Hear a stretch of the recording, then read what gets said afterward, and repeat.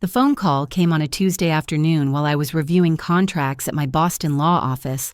My mother's voice carried that familiar tone of authority that still made my stomach clench at 32 years old. She didn't bother with pleasantries. "Rachel, we need to talk about your grandmother's house. Sarah's pregnant and needs a place of her own. We're selling the Vermont property to buy her an apartment." My coffee mug froze halfway to my lips. The country house she spoke of so casually had been my sanctuary for 5 years, since Grandma Eleanor passed. Every weekend I escaped there from the chaos of corporate law. "What do you mean you're selling it?" My voice came out steadier than I felt. "The decision's made. Your sister needs help now." The line went dead. I stared at the property deed in my desk drawer, my hands trembling as I pulled it out. They had no right. But I knew my parents. They'd find a way. In that moment, staring at my grandmother's signature, I made a decision that would shatter every expectation my family had. They wanted to take my inheritance. They had no idea what I was capable of. The drive from Boston to my parents' Connecticut home usually took 2 hours. I made it in 90 minutes, my knuckles white against the steering wheel. My mind raced through 5 years of memories at the Vermont house. Grandmother Eleanor's garden, where she taught me about patience and growth. The library, where we spent entire afternoons reading together.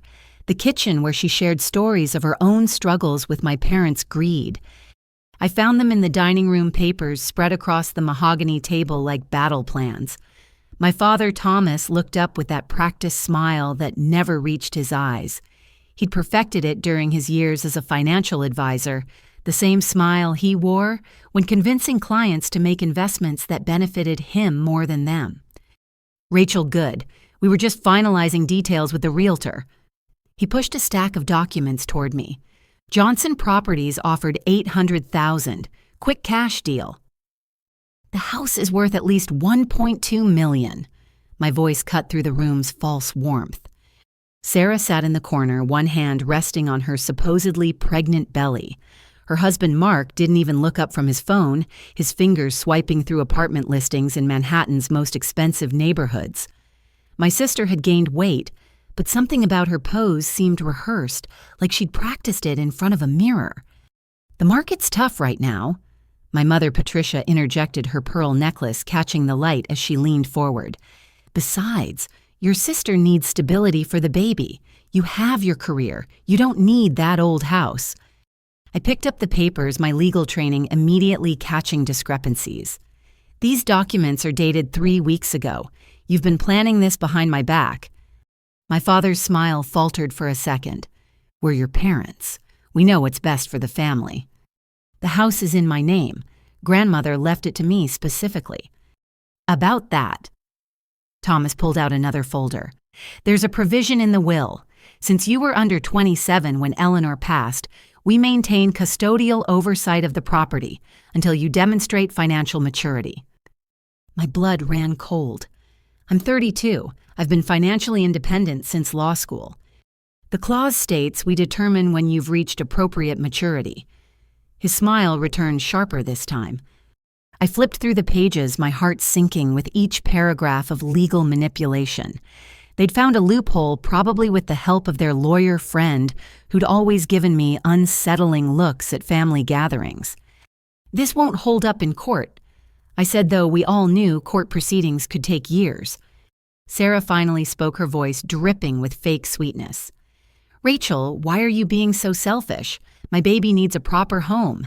That dusty old house just sits empty while you waste money on Boston rent." "I go there every weekend." "To do what? Pretend you're some country girl, you're a city lawyer. Act like it." Mark looked up from his phone for the first time. "The Riverside Towers has a penthouse available. $3.5 million, but with the house sale and some creative financing." "Creative financing." I stared at him. "You mean expecting more money than the house is worth?" My mother stood her chair, scraping against the hardwood floor. "Enough. We've already accepted Johnson's offer. You can sign willingly or we'll proceed without you." "You can't sell property you don't own." My father's expression darkened. "Check page 12. With shaking hands, I turned to the page. There at the bottom was my signature. Except I'd never signed this document. The forgery was good, but not perfect. The way the R in Rachel curved was wrong. The pressure points were inconsistent. They'd practiced my signature, but couldn't replicate the natural flow from years of signing legal documents. "You forged my signature." The words came out as a whisper. "Prove it," Thomas said simply. "Johnson's nephew works at the county clerk's office. These papers will be filed Monday morning, unless you sign the real documents now saving us all this unpleasantness." I looked around the room at my family. My mother examined her manicure. My father organized papers with mechanical precision. Sarah rubbed her belly in slow circles while Mark calculated renovation costs on his phone. Not one of them would meet my eyes. "I need time to think," I managed. "You have until Sunday night," my mother said. "Be reasonable, Rachel. Family helps family." I gathered my purse, my legs unsteady. As I reached the door, my father called out, "Oh, and Rachel, don't do anything foolish. The Johnson family has connections everywhere. Real estate banking, legal circles. You wouldn't want your career affected by a family dispute." The threat hung in the air as I left. In the driveway, I sat in my car, hands shaking, as I called the one person I trusted completely. Jennifer picked up on the second ring. "Jen, remember when you said if I ever needed help with my family to call immediately? What did they do now?" "They're trying to steal my house. Can you meet me tonight?" "I'll clear my schedule. Rachel, whatever they're planning, we'll stop them." As I drove away, I glanced in the rearview mirror at my parents' house. The same brick colonial where I'd grown up feeling like an outsider, where my achievements were never enough, where my sister's failures were always excused, where my grandmother's visits were the only bright spots until she took me away every summer to Vermont. They thought they'd won with their forged documents and legal threats. They had no idea I'd spent 5 years in corporate law learning how to fight battles they couldn't imagine. The girl they'd pushed around was gone. In her place stood a woman who'd learned from the best lawyers in Boston how to protect what was hers. My phone buzzed with a text from Sarah. "Stop being dramatic. Sign the papers. It's just a house." Just a house. She had no idea what that house represented. The only place where I'd felt truly loved. The only inheritance my grandmother could protect from my parents' grasping hands. The only thing in my life they hadn't managed to taint with their manipulations. I pulled over at a rest stop and made 3 calls. First to my bank to check that my accounts remained secure. Second to a private investigator I'd used for a case last year. Third to the Vermont Property Tax Office confirming I was still the sole owner on record. "Is there any way to expedite a sale?" I asked the clerk. "If you have a cash buyer and clean title, could be done in 72 hours. 72 hours. I had to move fast. My parents thought they held all the cards, but they'd made one crucial mistake. They'd taught me through years of disappointment and betrayal never to trust them. And now, finally, that lesson would serve me well. As I merged back onto the highway, my phone rang. Jennifer again. "I just looked at the documents you sent. Rachel, this is bigger than just forgery. There are irregularities in their claimed provision. I think they've been planning this much longer than 3 weeks." "How long?" "Based on the paper trail. Since before your grandmother died. We need to meet tonight. And Rachel, don't go to your apartment. If they're willing to forge documents, they might be watching you." The sun was setting as I drove toward Boston, painting the sky in shades of amber and rose. Somewhere in Vermont, my grandmother's house stood empty waiting. But not for long. If my family wanted to play dirty, they were about to learn I'd inherited more than just property from Eleanor Hamilton. I'd inherited her steel spine and her understanding that sometimes the only way to deal with toxic people was to cut them off completely. My phone buzzed again. Another text from my mother. "Your father's friend at Channel 5 owes us a favor. Would hate for your firm to see their golden girl portrayed as a selfish daughter on the evening news." I deleted the message and blocked her number. The war had begun, and I intended to win.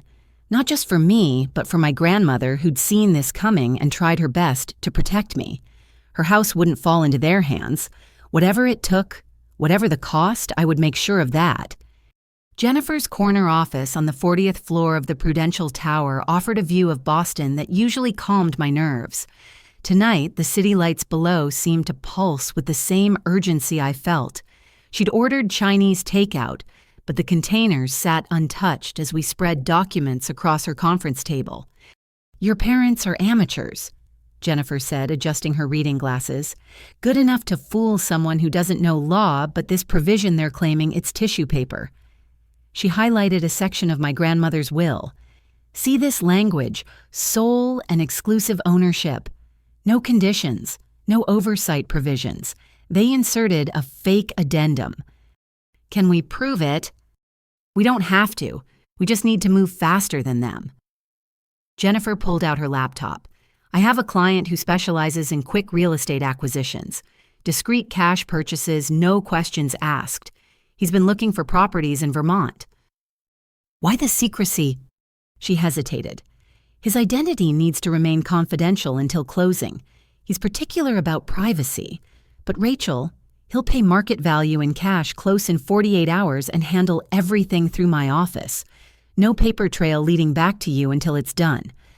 My stomach churned. "Something illegal?" "Nothing like that. Let's say he has reasons to keep his investments private. Bitter divorce, asset protection, that sort of thing. Are you willing to meet his terms?" I thought of my forged signature, my parents' smug certainty, Sarah's practiced belly rubbing. What does he need from me? Total silence. "You tell no one about the sale until it's complete. No hints to your family. Can you spend the next 2 days acting like you're considering their demands while we handle everything behind the scenes? The house needs some work. Grandmother kept it maintained, but..." "He's already had it evaluated. He's prepared to pay $1.3 million as is." I nearly dropped my tea. That's above market value. He values privacy more than money, and he wants a quick, clean transaction. Yes or no, Rachel. Once we start, there's no backing out. I closed my eyes, seeing my grandmother's face. She'd sat me down the month before she died, her hand still steady despite the cancer. "They'll come for the house after I'm gone," she'd said. "Your parents know I've left them nothing. They'll try to take yours instead. Be smarter than them, my dear. Be stronger." "Yes," I said. "What do I need to do?" Jennifer smiled, the expression sharp as a blade. "Go home. Act normal. If your parents contact you, sound conflicted but moving toward agreement. Meanwhile, I'll prepare everything. Can you get to the house tomorrow without them knowing? I told my office I'd be working remotely this week. They think I'm in Boston." "Perfect. Here's what you'll need to retrieve from the property." She handed me a list: documents, valuables, personal items. Anything I couldn't bear to lose, because once the sale completed, I might not have access again for a while. "Jen, why does this feel like I'm planning a heist?" "Because in a way you are. You're stealing your own life back from people who think they own you." We worked until midnight, planning every detail. Jennifer's assistant, Miguel, arrived with coffee and quietly began preparing documents. I signed powers of attorney sale agreements and disclosure forms until my hand cramped. "One more thing," Jennifer said as I prepared to leave. "The buyer's representative will contact you tomorrow. Margaret something. Former FBI, now handles sensitive transactions. Don't be alarmed by her questions. She's thorough." Former FBI, Asset Recovery Division. She's legitimate, just intense. Answer honestly, but volunteer nothing extra. I took a lift to a hotel Jennifer had booked under her company's name. No credit card trail leading to me. As I lay in the sterile bed, my phone buzzed with messages I didn't read. 32 years old, and I was hiding from my family like a fugitive. The next morning, I drove to Vermont in a rental car, taking back roads I'd learned as a teenager. The house stood exactly as I'd left it. Sunday afternoon before my world tilted sideways. 3 stories of white clapboard and green shutters. My grandmother's roses climbing the east wall despite the October chill. Inside, everything whispered memories. The grandfather clock in the foyer still keeping perfect time. The kitchen where grandmother taught me to can preserves. The library with its floor-to-ceiling shelves, each book a carefully chosen treasure. I worked methodically, filling boxes with photo albums, grandmother's jewelry, her handwritten recipes. In her study behind a false panel she'd shown me years ago, I found more than expected. Bundles of letters dated 20 years back, legal documents, bank statements. My hands trembled as I read. My parents had been siphoning money from my grandmother for decades. Fake investment opportunities, manufactured emergencies, sob stories about Sarah's needs. And through it all, my grandmother had known. She'd kept evidence. One letter made me sit down hard on the dusty floor. Dearest Rachel, if you're reading this, then you've found my insurance policy. Your parents believe me a foolish old woman, but I've watched them consume everything good in their path. I couldn't save myself from their manipulations, but I could save you. The house is yours legally and morally. Whatever they claim, whatever lies they tell, remember, wolves dress in sheep's clothing, but they're still wolves. The evidence here should help if needed. Be brave, my dear one. Be free. I photographed every document before carefully packing them. 2 hours into my work, my phone rang. Unknown number. Ms. Hamilton, this is Margaret Chen Winters. The voice was crisp, professional. I represent the interested buyer. I understand you're at the property now. Yes. Excellent. I'll need to inspect the premises before we proceed. Are you available in 30 minutes? That's fine. Ms. Hamilton, I need to verify. Are you acting of your own free will? No coercion, no undue influence. I'm choosing to sell my property to protect it from theft. A pause. That's unusually candid. My friend Jennifer said to be honest. Then we'll work well together. 30 minutes. She arrived in exactly 29 minutes driving a black sedan that somehow managed to look both ordinary and official. Margaret Chen Winters stood barely 5 feet tall, but her presence filled the doorway. Steel gray hair pulled back, severely dark suit, impeccable eyes that missed nothing. May I? She gestured inside. Please. She moved through the house with systematic precision, photographing, measuring, taking notes on a tablet. I followed silently until she stopped in the study. Your grandmother was Eleanor Hamilton, the education advocate. You knew her. By reputation, she funded scholarships for disadvantaged youth. My nephew received one. Her expression softened fractionally. This explains my client's interest. I don't understand. You will when appropriate. She returned to her inspection, pausing at family photos. Your parents? Yes. And they're unaware of this transaction. They're trying to force me to sell to their buyer below market value. They forged my signature. Margaret's eyes sharpened. You have proof. I showed her the photos I'd taken of the forged documents. She studied them with professional interest. Sloppy work. Your parents aren't as clever as they think. She made notes. My client values justice. This information adjusts our timeline. Can you maintain pretense for 40 more hours? I think so. No thinking. Yes or no? Yes. Good. Pack anything irreplaceable. After tomorrow, access may be complicated. Is your client going to destroy the house? The thought made me sick. Quite the opposite. But your family will react poorly to losing control. Best to secure what matters now. We completed the walkthrough in silence. At the door, Margaret turned. Your grandmother would be proud. Selling to preserve rather than surrender.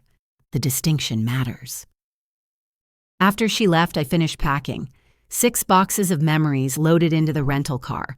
On my final walk through the house, I touched each room like a goodbye. The breakfast nook where grandmother made pancakes every Saturday. The window seat where I'd hidden with books during family gatherings. The garden vista where she'd taught me that beautiful things required patience and care.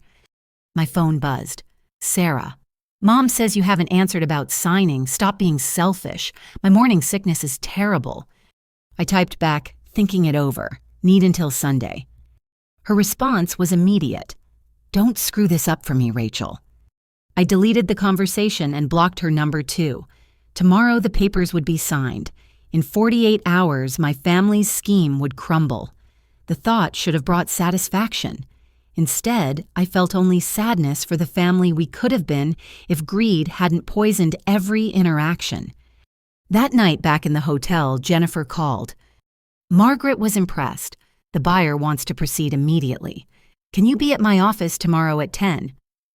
Did she mention anything about the buyer's plans? Only that justice has patient architects, whatever that means. I knew what it meant.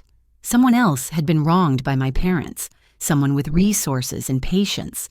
The house would be their instrument of revelation. I should have felt guilty using my inheritance as a weapon, but all I felt was relief. 10 o'clock, I confirmed. Rachel, after tomorrow, everything changes. Are you ready?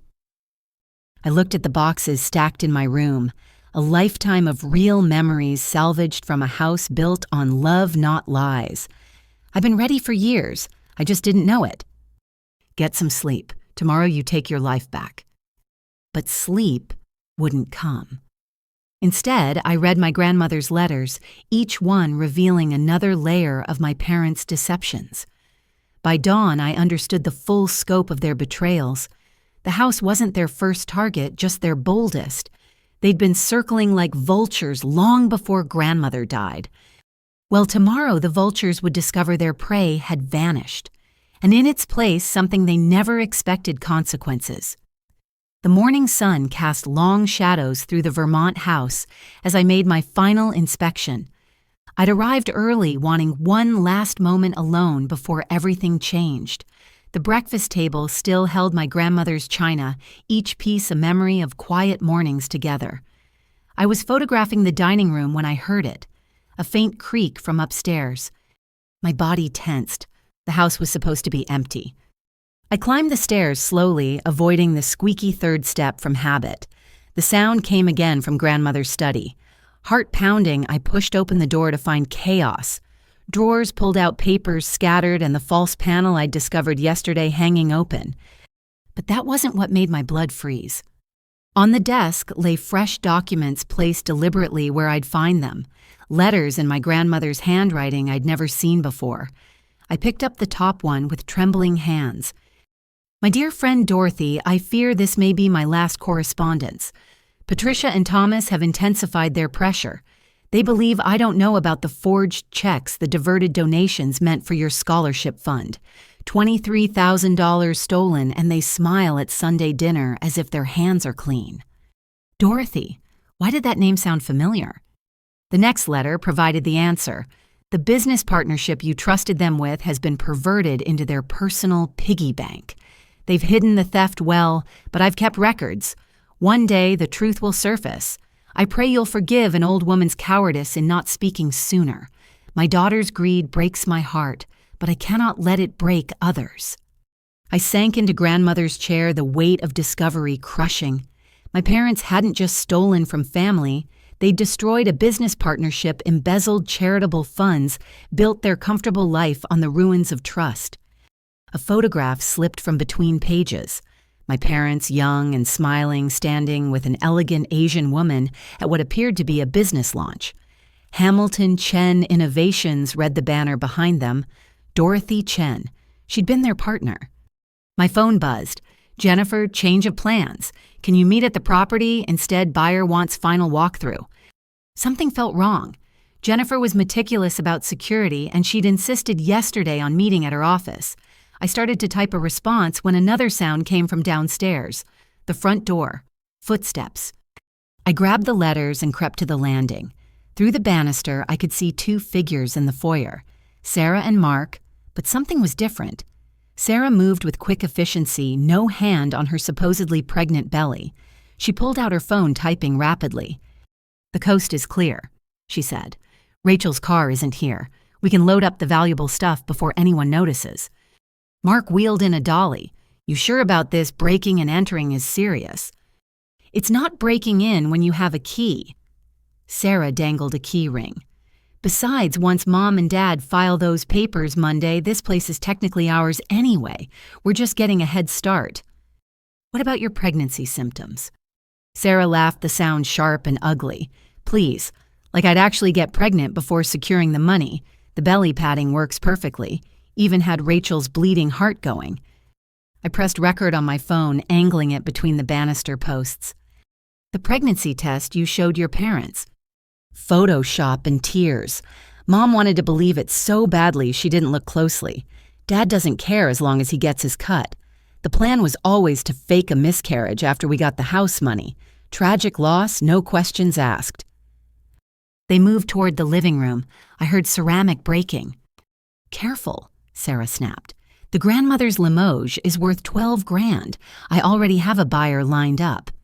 Like the jewelry you took last month. That was just the test run. Made sure the spare key still worked, checked for security systems. The old bat never modernized anything. These paintings alone will cover our debts to Rico. Rico. My successful sister, with her marketing firm, owed money to someone named Rico. Mark's voice carried clearly. Still think we should have waited for the legal stuff to finish. And risk Rachel actually fighting back. No, we take what we can now. Mom promised me 40% of the house sale, but why settle for that when we can have it all? The parents are too stupid to realize we're playing them too. Your family is something else. They're not family, they're stepping stones. Once we clean out this place and get the apartment money, we're gone. Let them figure out their legal mess while we're living in Costa Rica. I'd heard enough. Quietly, I retreated to the study, gathering the most damning documents. My hands shook as I found the hidden panel grandmother had shown me held more than letters. A small security device blinked steadily. She'd installed a camera system, after all, just hidden, where only I would know to look. The monitor showed multiple angles, Sarah and Mark systematically loading antiques into boxes. But more importantly, it showed their visit from last month.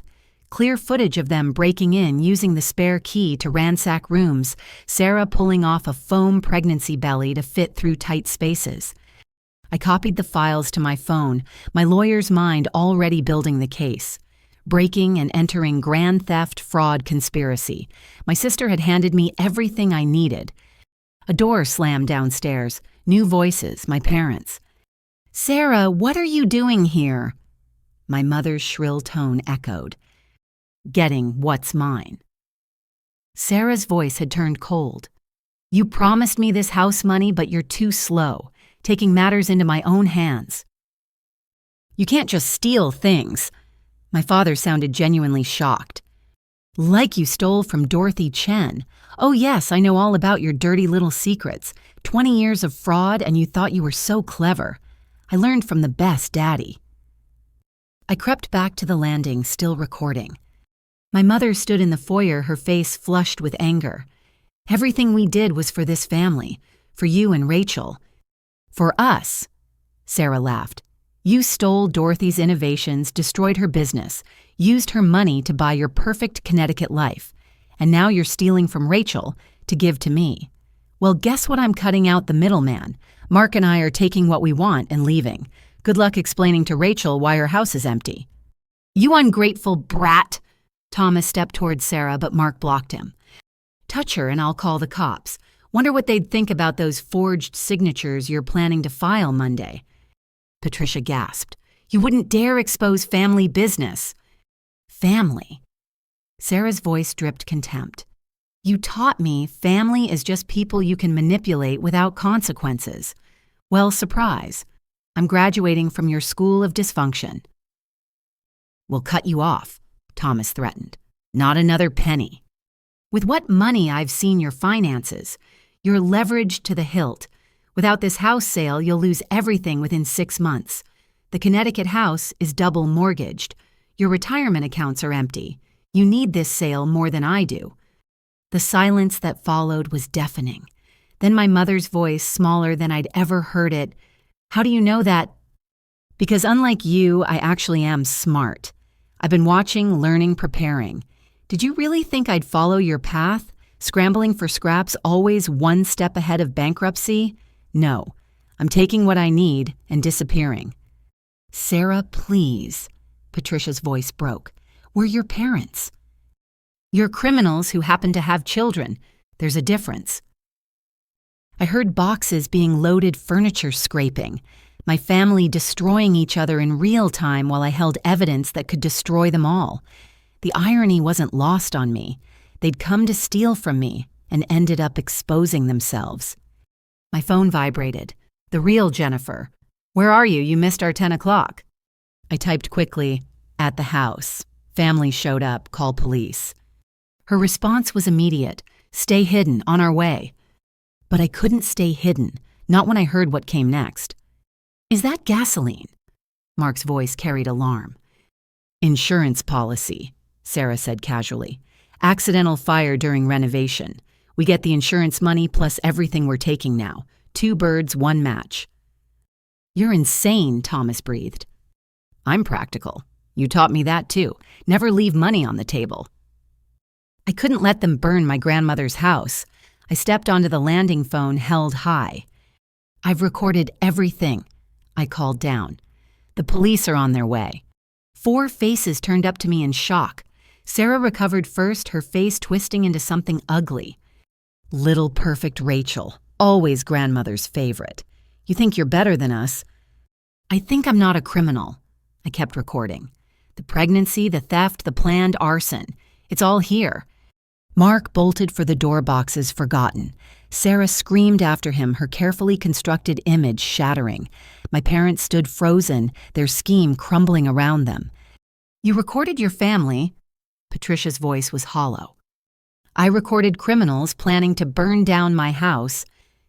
"Your house?" Thomas laughed bitterly. "For a few more days, maybe. Come Monday." "Monday, you'll be in custody for forgery and fraud. Your friend at the county clerk's office, too, I imagine."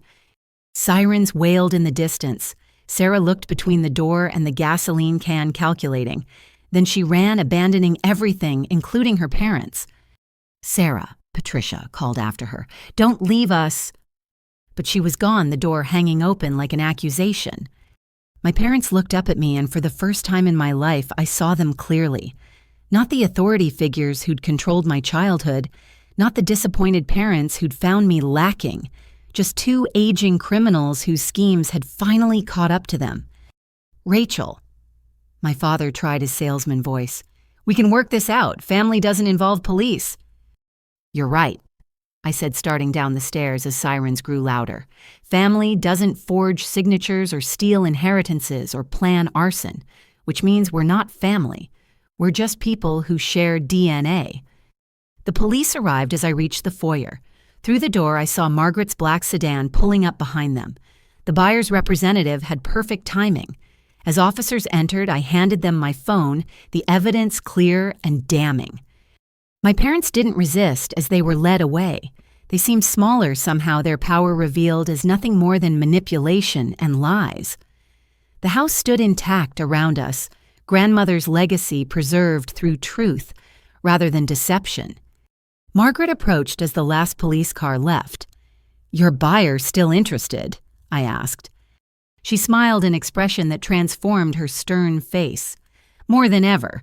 Justice, as I said, has patient architects. Shall we discuss the expedited closing?" As we walked back into the house, I thought about Dorothy Chen, whoever she was, about the scholarship funds stolen, the business destroyed, the trust betrayed. My parents had built their life on others' ruins, but ruins could be foundations for something better. The house would pass to new hands tomorrow, but today it had served its final purpose for me. It had revealed the truth, protected itself, and shown me that family isn't about blood or obligation. It's about choosing who deserves your trust. And my trust, I realized, belonged with the grandmother who'd loved me enough to see this coming, who'd left me not just property, but the tools to finally break free. The police station coffee tasted like burnt rubber, but I drank it anyway, needing something to ground me as I gave my statement. Officer Martinez typed steadily as I detailed the attempted theft, the admission of fraud, the planned arson. Through the window, I could see my parents in separate interview rooms, their earlier bravado replaced by the gray pallor of reality. "The security footage from the house backs up everything," Martinez said. "Your sister won't get far. We've issued a BOLO for her and Mark Thompson." "What about Monday's filing?" I asked. The forged documents. We'll be having a conversation with the county clerk's office. This goes deeper than family drama, Ms. Hamilton. Forged legal documents, conspiracy to commit fraud, attempted grand theft. Your parents are looking at serious charges. My phone buzzed. Jennifer, emergency. Your mother's out on bail and heading to your apartment. Building security just called. I shot to my feet. I need to go. Ms. Hamilton, you should let us handle. But I was already running. My apartment held copies of crucial documents, evidence I hadn't yet secured. If Patricia got in there first, she might destroy proof of older crimes. I drove like a woman possessed, calling building security. Don't let anyone into my unit. I don't care what they claim. She says she's your mother having a medical emergency, the guard replied. She looks pretty upset. She's a criminal out on bail. Call the police if she doesn't leave. 20 minutes through Boston traffic felt like hours. I screeched into my building's garage to find chaos. 2 police cars, an ambulance, and a crowd of neighbors filling the lobby. My stomach dropped. What happened? I pushed through to the security desk. Your mother? The guard looked shaken. She collapsed when we wouldn't let her up. Kept saying she needed her medication from your apartment. Classic Patricia. When manipulation failed, she turned to medical drama. I'd seen her pull this at family events whenever she didn't get her way. Mysterious fainting spells that required immediate attention and derailed any confrontation. Where is she now? Paramedics are checking her out. She's refusing transport. I found her on a lobby bench, clutching her chest theatrically, while a tired-looking EMT took her blood pressure. She spotted me and immediately increased her performance. Rachel, thank God, I need my heart medication. It's in your bathroom cabinet. You've never been in my bathroom, Mother. The EMT looked between us. Ma'am, your vitals are normal. Slightly elevated blood pressure, but... She's faking, I said flatly. She's trying to get into my apartment to destroy evidence of her crimes. Patricia's face went from pitiful to venomous in seconds. How dare you? I'm your mother. You're out on bail for fraud. Why are you here? She stood miraculously recovered. To talk sense into you before you destroy our family. You destroyed our family 20 years ago when you stole from Dorothy Chen. The name hit her like a physical blow. She actually staggered, and this time it wasn't performance. How do you... Grandmother kept records. Everything you and Dad stole, every lie you told, every person you destroyed building your perfect life. You don't understand. Her voice dropped to a whisper. We did what we had to do. Dorothy was going to cut us out of the business. We invested everything. So you destroyed her instead. She was too soft, too worried about ethics and fairness. Business requires tough choices. Like stealing from charity funds. The lobby had gone silent, everyone listening. Patricia seemed to realize she was confessing in public and clamped her mouth shut. Leave, I said. Don't come to my home, my office, or the Vermont house. Your bail conditions will soon include staying away from me anyway. Rachel, please, Sarah's gone. She took everything and disappeared. We have nothing left. You have each other. That's more than your victims had. Security escorted her out. I spent the next hour in my apartment securing documents, backing up files, making sure nothing could be destroyed if they found another way in. The theft attempt at the house had accelerated everything. Tomorrow's closing couldn't come fast enough. Jennifer called as I finished. You okay? Define okay. Fair point. Listen, there's been a development. The buyer wants to close tonight. Can you meet at my office at 8? Tonight, is that even legal? Legal and bulletproof. Margaret's already coordinating with the registry. Your family's implosion has created urgency. Jen, who is this buyer? Someone who's waited a long time for justice. That's all I can say until closing. I agreed to the meeting and spent the afternoon fielding calls. My boss understanding about the family emergency, but concerned about publicity. Cousins emerging from the woodwork to choose sides. Sarah's abandoned husband, Mark, begging me not to press charges, swearing he was a victim too. She manipulated me. he whined over the phone. "The pregnancy, the plan, everything. I thought we were just taking some old furniture." "You helped load stolen goods. You knew about the gasoline." "I tried to stop her." "Tell it to the police, Mark."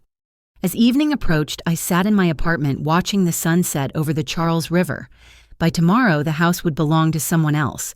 My last tangible connection to grandmother would be legally severed. But maybe that was fitting. Her true legacy wasn't property. It was the strength to stand up to the people who'd hurt us both.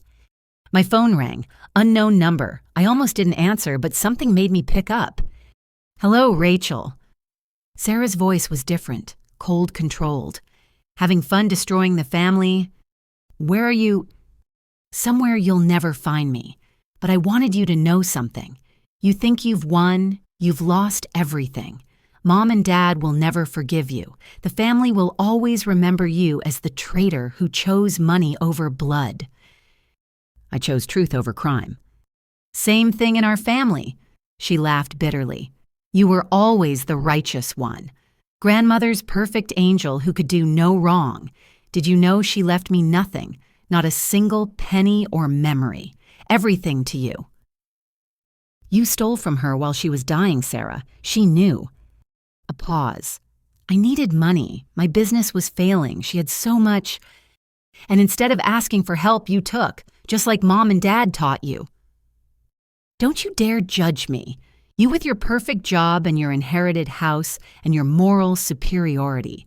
You don't know what it's like to fail, to need to scramble. I know what it's like to be betrayed by family, to watch them smile while planning to rob me, to discover my pregnant sister is a lie and my parents are criminals." "We're all criminals, Rachel. You just hide it better. Selling the house behind their backs? That's not exactly noble. It's my house, my choice, and unlike you, I'm not running from the consequences." "No, you're just destroying everyone else with them." Her voice cracked.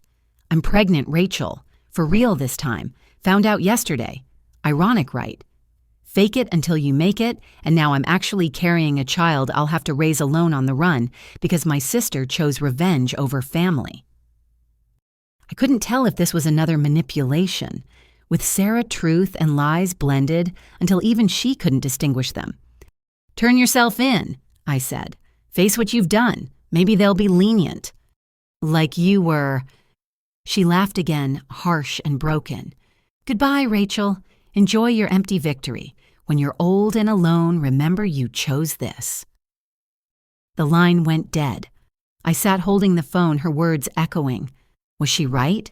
Had I chosen revenge over family?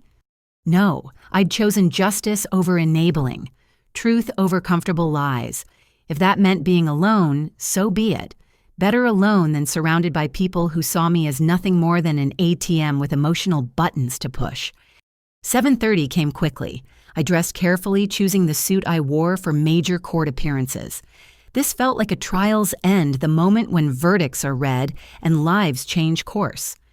Jennifer's office building was mostly empty, the cleaning crew the only signs of life. But the 40th floor blazed with light. Jennifer met me at the elevator, excitement barely contained. "Ready for this?" I still don't know what this is. History correcting itself, come on. The conference room was set up for a major closing. Documents lined the table. A notary waited in the corner. Margaret stood by the window, and beside her, a woman I didn't recognize. Elegant, composed with silver, streaking her black hair and eyes that seemed to catalog everything. "Rachel," Margaret said formally, "may I present Dorothy Chen, CEO of Chen Technologies and your buyer." The woman from the photograph, my parents' former partner, the one they'd destroyed. She stepped forward, extending her hand. "Ms. Hamilton, I've waited 20 years for this moment." Her grip was firm, her gaze direct. This was the woman my parents had underestimated, the one they'd stolen from thinking she'd simply disappear. They'd been catastrophically wrong. "You're buying my house to get back at them?" "I'm buying your house because it's a sound investment. The fact that it serves justice is merely a bonus." She smiled, and I saw steel beneath silk. "Shall we complete our transaction?" As we sat to sign papers, I understood. The house wasn't just changing hands, it was becoming an instrument of balance, a way to restore what had been stolen. Dorothy Chen had survived my parents' betrayal and thrived despite it. Now she would own the one thing they'd schemed to take. Before we conclude, Dorothy said, "I want you to know I'll care for the property. Your grandmother was kind to me when your parents were not. This honors her memory as much as it serves my purposes." "What are your purposes?" "Patience, Miss Hamilton. Some stories unfold in their own time." We signed. Money transferred. Deeds exchanged. In less than an hour, I no longer owned my grandmother's house. But for the first time in days, I could breathe freely. "What happens now?" I asked. Dorothy smiled again, that sharp expression that promised consequences. "Now your parents learn that the past always comes due, with interest." As I left the building, papers tucked safely in my briefcase, I felt the weight of family expectations lift from my shoulders. Tomorrow would bring new battles. The criminal cases, the family fractures, the rebuilding of a life without toxic bonds. But tonight, I'd done what grandmother would have wanted. I'd protected her legacy by letting it go, ensuring it would serve justice rather than greed. Sometimes winning meant knowing when to walk away. My phone had 37 missed calls. I deleted them all and drove home through empty streets, finally free. The next morning arrived with unseasonable warmth for October, as if the universe had decided to mark the occasion with gentle sunshine. I dressed carefully in my navy courtroom suit, the one that made me feel invincible during tough cases. Today felt like the most important closing argument of my life, except I was signing away instead of fighting to keep. Jennifer had arranged for us to meet at Branson Hewitt & Associates, one of Boston's most prestigious law firms. Their offices occupied 3 floors of a historic building overlooking Post Office Square. Everything about the space whispered discretion and old money, from the Persian rugs to the oil paintings of stern-faced founders. "They handle sensitive transactions," Jennifer explained as we rode the elevator to the 18th floor. "Celebrities, politicians, people who need privacy. Dorothy insisted on the best." The conference room they'd prepared could have hosted international negotiations. Floor-to-ceiling windows offered panoramic city views, while a massive mahogany table held documents arranged with military precision. Margaret was already there reviewing papers with 2 associates. She'd traded yesterday's severe suit for something softer, but no less professional. "Ms. Hamilton," she greeted me, "thank you for accommodating the schedule change. Recent events made expediency prudent." "My family?" "Your parents have retained David Sternberg." I winced. Sternberg was known for taking impossible cases and somehow finding technicalities. He'd gotten a congressman off insider trading charges on a filing error. "They're planning to challenge the sale," Jennifer asked. "Among other things." Margaret pulled out a tablet. "They filed an emergency injunction this morning, claiming undue influence and mental incapacity." "Whose mental incapacity?" "Yours. They're alleging the stress of family conflict has made you unable to make rational decisions." I laughed, the sound bouncing off the conference room's walls. "They forge my signature, try to steal my property, and I'm the one who's mentally incompetent." "Desperation makes people creative," Margaret said dryly. "Fortunately, Judge Harrison threw it out immediately, but it shows they're not going quietly." A soft knock interrupted us. A young assistant entered, followed by Dorothy Chen. Today, she wore a cream-colored suit that made her look like corporate royalty. Behind her came 2 more people, an older man with kind eyes and a younger woman who looked enough like Dorothy to be her daughter. "My attorney, James Wu," Dorothy introduced them, "and my daughter, Catherine. She'll be managing the property renovation." Catherine shook my hand warmly. "I've seen photos. It's a beautiful house. We'll honor its history while creating something new." "What are you planning?" Dorothy and Catherine exchanged glances. "A retreat center," Dorothy said, "for women rebuilding after financial abuse. Your grandmother would have approved, I think." My throat tightened. She would have loved that. "Shall we begin?" James Wu spread documents across the table. We have quite a bit to cover.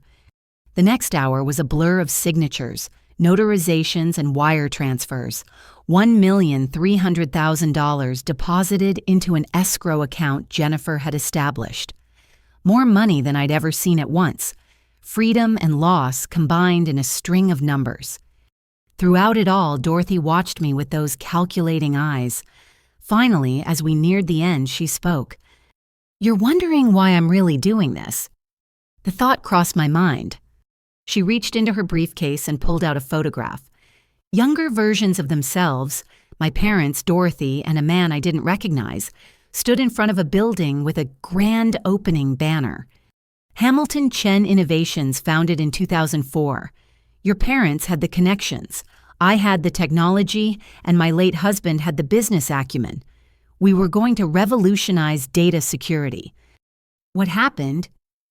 Your parents happened. Her voice remained calm, but her knuckles whitened around the photo. They discovered I'd developed something valuable. Instead of celebrating our success, they saw opportunity, forged my signature on patent transfers, emptied the company accounts, and sold my innovations to a competitor for millions. The letters grandmother saved. She tried to warn me, but I trusted your parents. By the time I realized the betrayal, they'd covered their tracks well. The legal battles took 4 years, and every penny I had. I lost my house, my company, my marriage. I'm sorry. The words felt inadequate. Don't be. It taught me valuable lessons.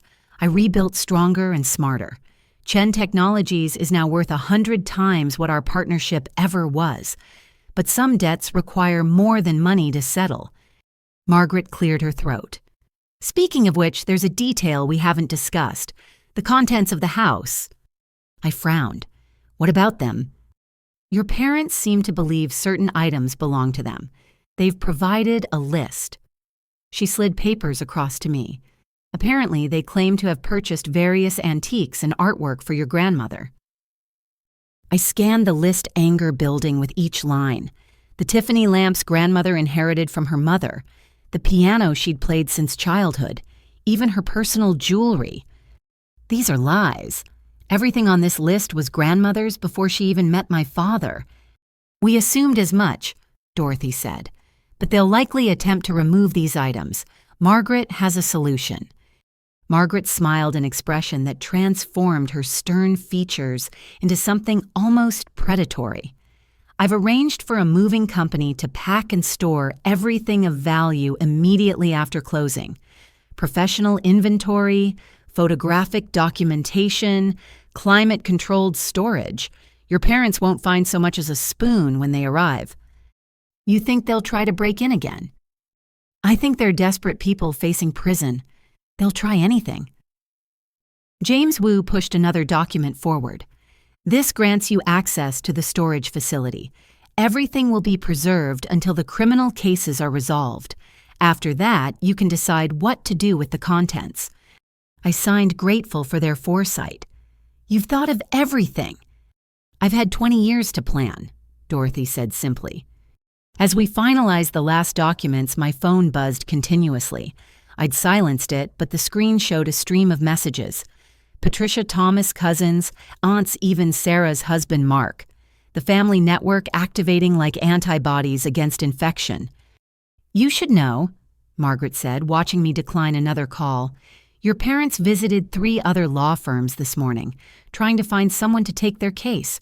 Word travels fast in legal circles. Let me guess, no takers. David Sternberg was their 4th choice. Even ambulance chasers have standards. The closing concluded with a ceremonial handing over of keys. Dorothy accepted them with both hands, the gesture oddly formal. Your grandmother gave me advice once, she said quietly. When I was devastated by your parents' betrayal, she told me that justice is like water. It always finds its level no matter how long it takes. She said something similar to me, that truth has patience. Wise woman. Dorothy pocketed the keys. I hope you understand, Rachel. This isn't about your house, it's about balance. Your parents took my life's work and built their comfort on my ruins. Now I'm returning the favor. What are you planning to do? She smiled, but it didn't reach her eyes.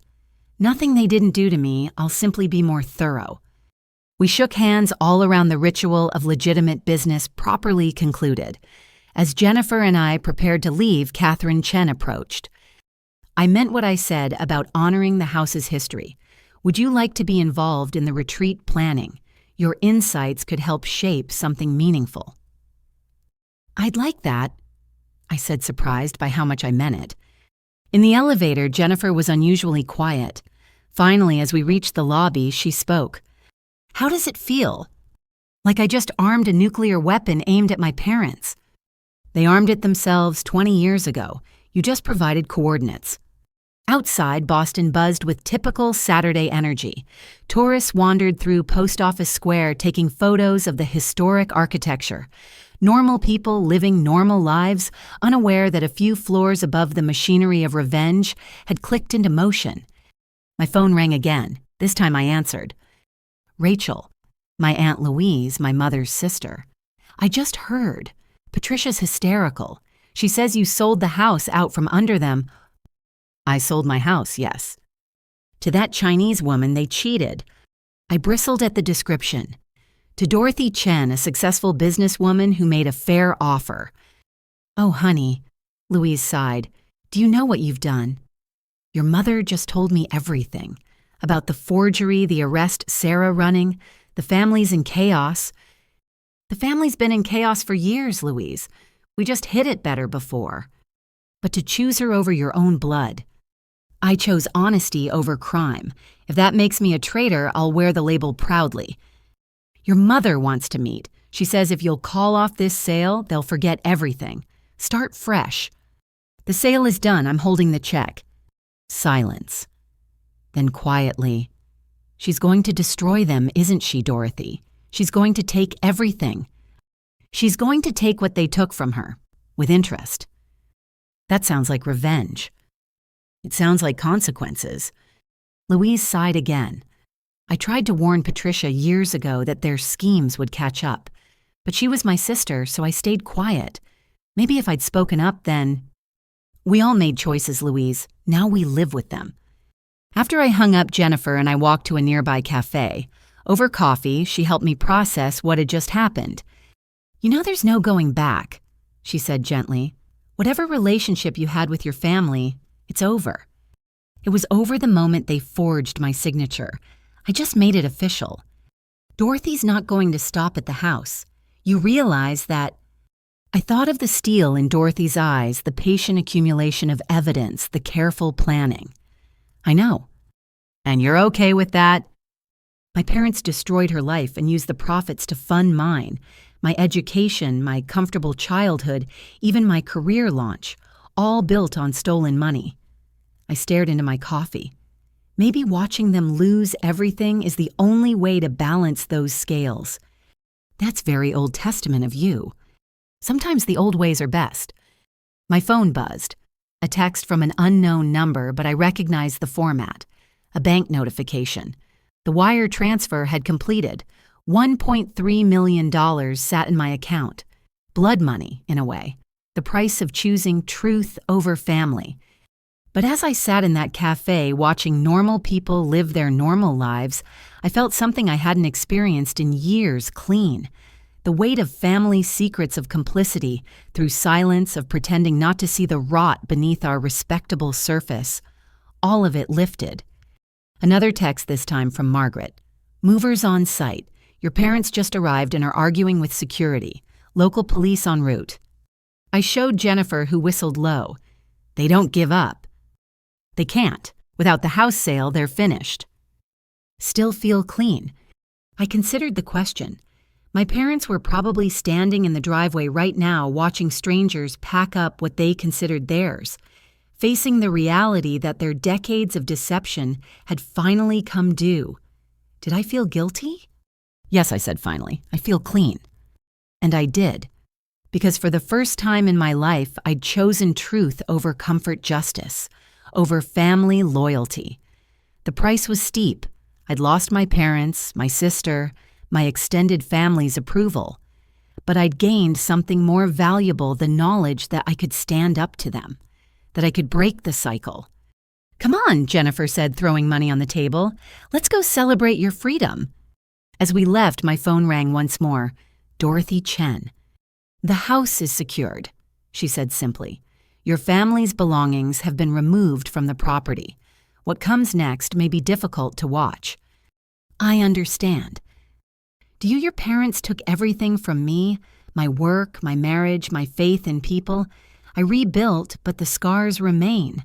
What I'm going to do to them, it won't be pretty." "They made their choices." "Yes, they did." A pause.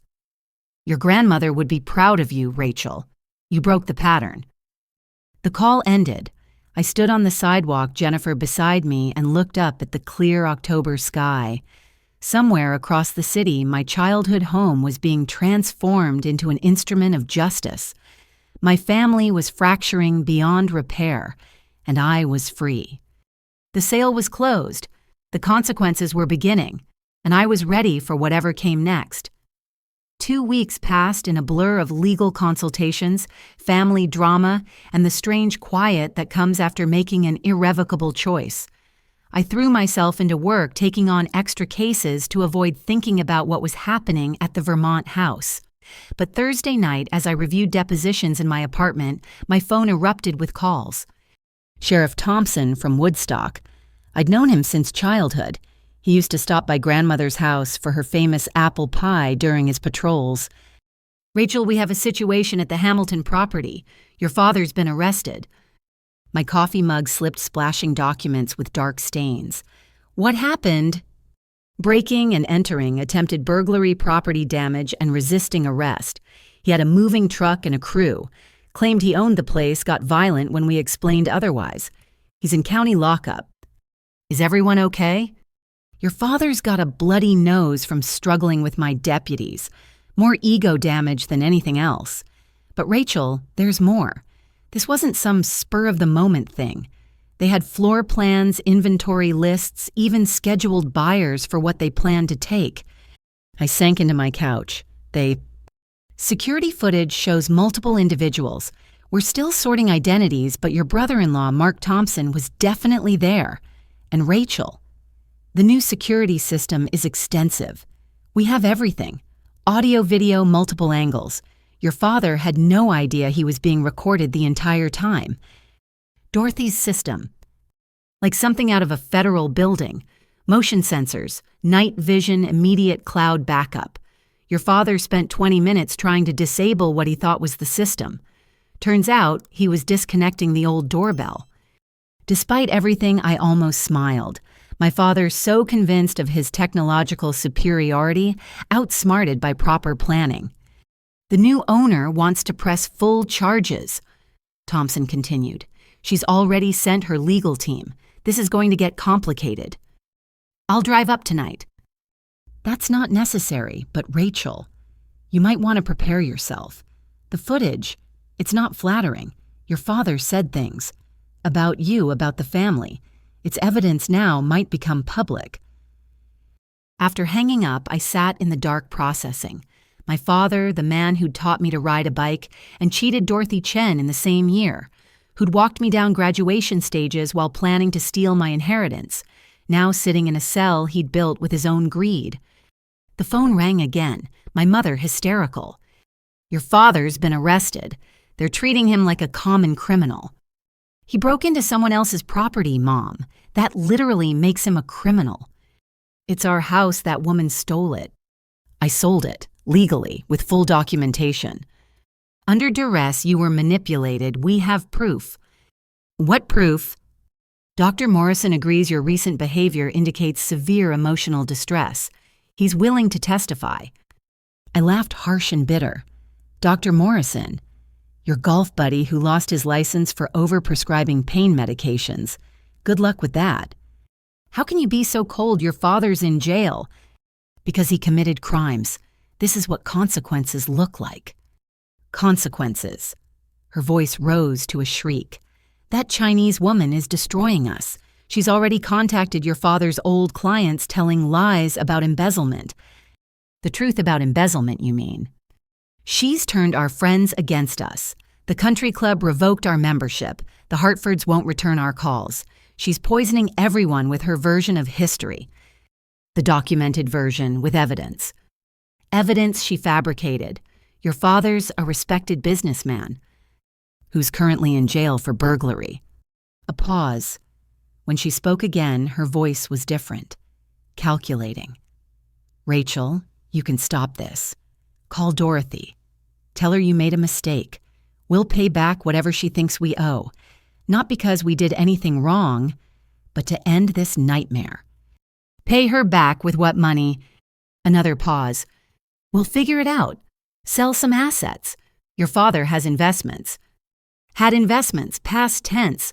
You're broke, aren't you? That's ridiculous. We have plenty of... Mom, I saw the foreclosure notice when I was at your house. The second mortgage documents, the credit card statements. You're drowning. The silence stretched so long I thought she'd hung up. Then quietly, it's temporary. Once we sell your grandmother's house... It's not her house anymore. It's not yours. It never was. She promised. When we took care of her during the cancer, she promised... You mean when you isolated her from friends, controlled her medications, and tried to manipulate her will? How dare you? We loved her. You loved her money. There's a difference.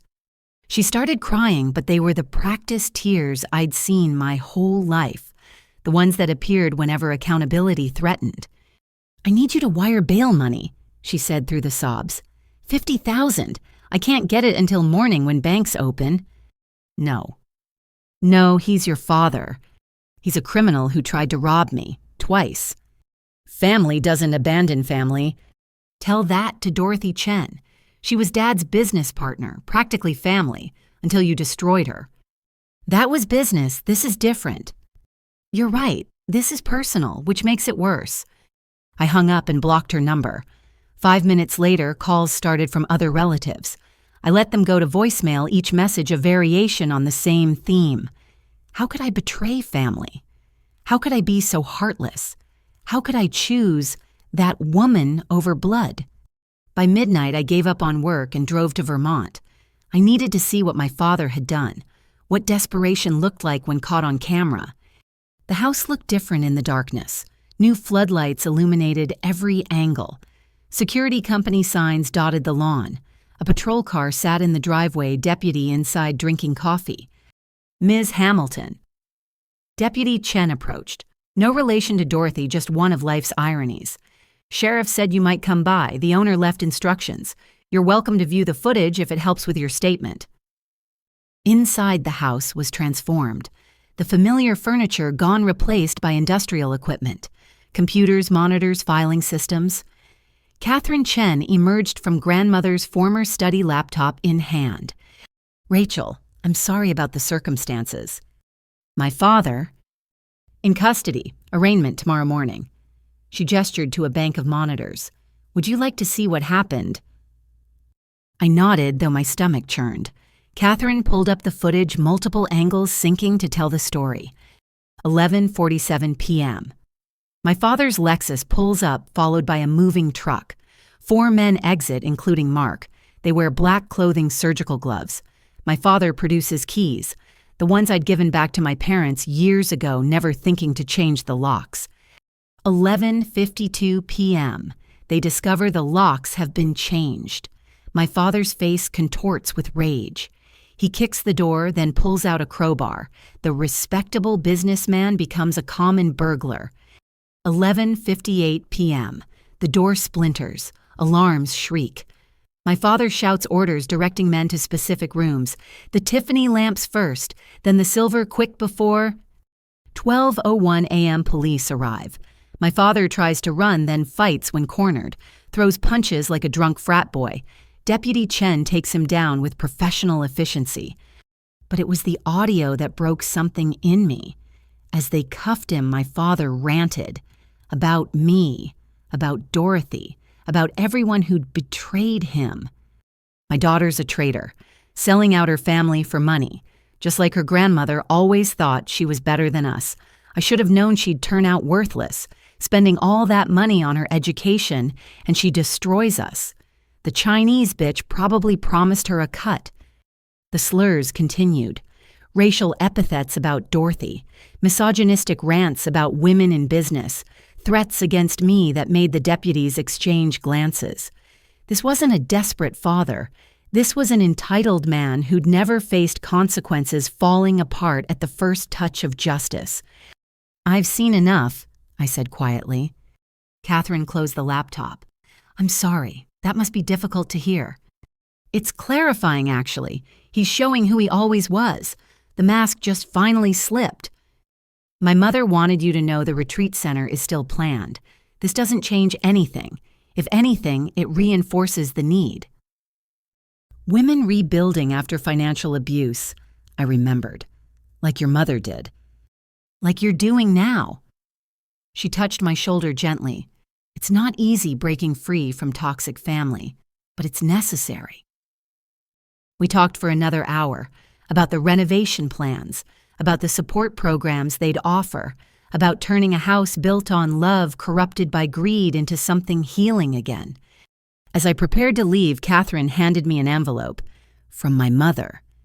I opened it in my car, a single paragraph in Dorothy's precise handwriting. "Your father's arrest is only the beginning. Every crime has been documented, every victim identified. Justice will be thorough and complete. You may wish to distance yourself from what's coming, but know this: you gave them every chance to be better. They chose this path. What follows is their harvest, not yours." I drove back to Boston as dawn broke. My phone had 63 missed calls, the family network in full panic mode. But I felt strangely calm. The man in that video wasn't my father. He was the person my father had always been when he thought no one was watching.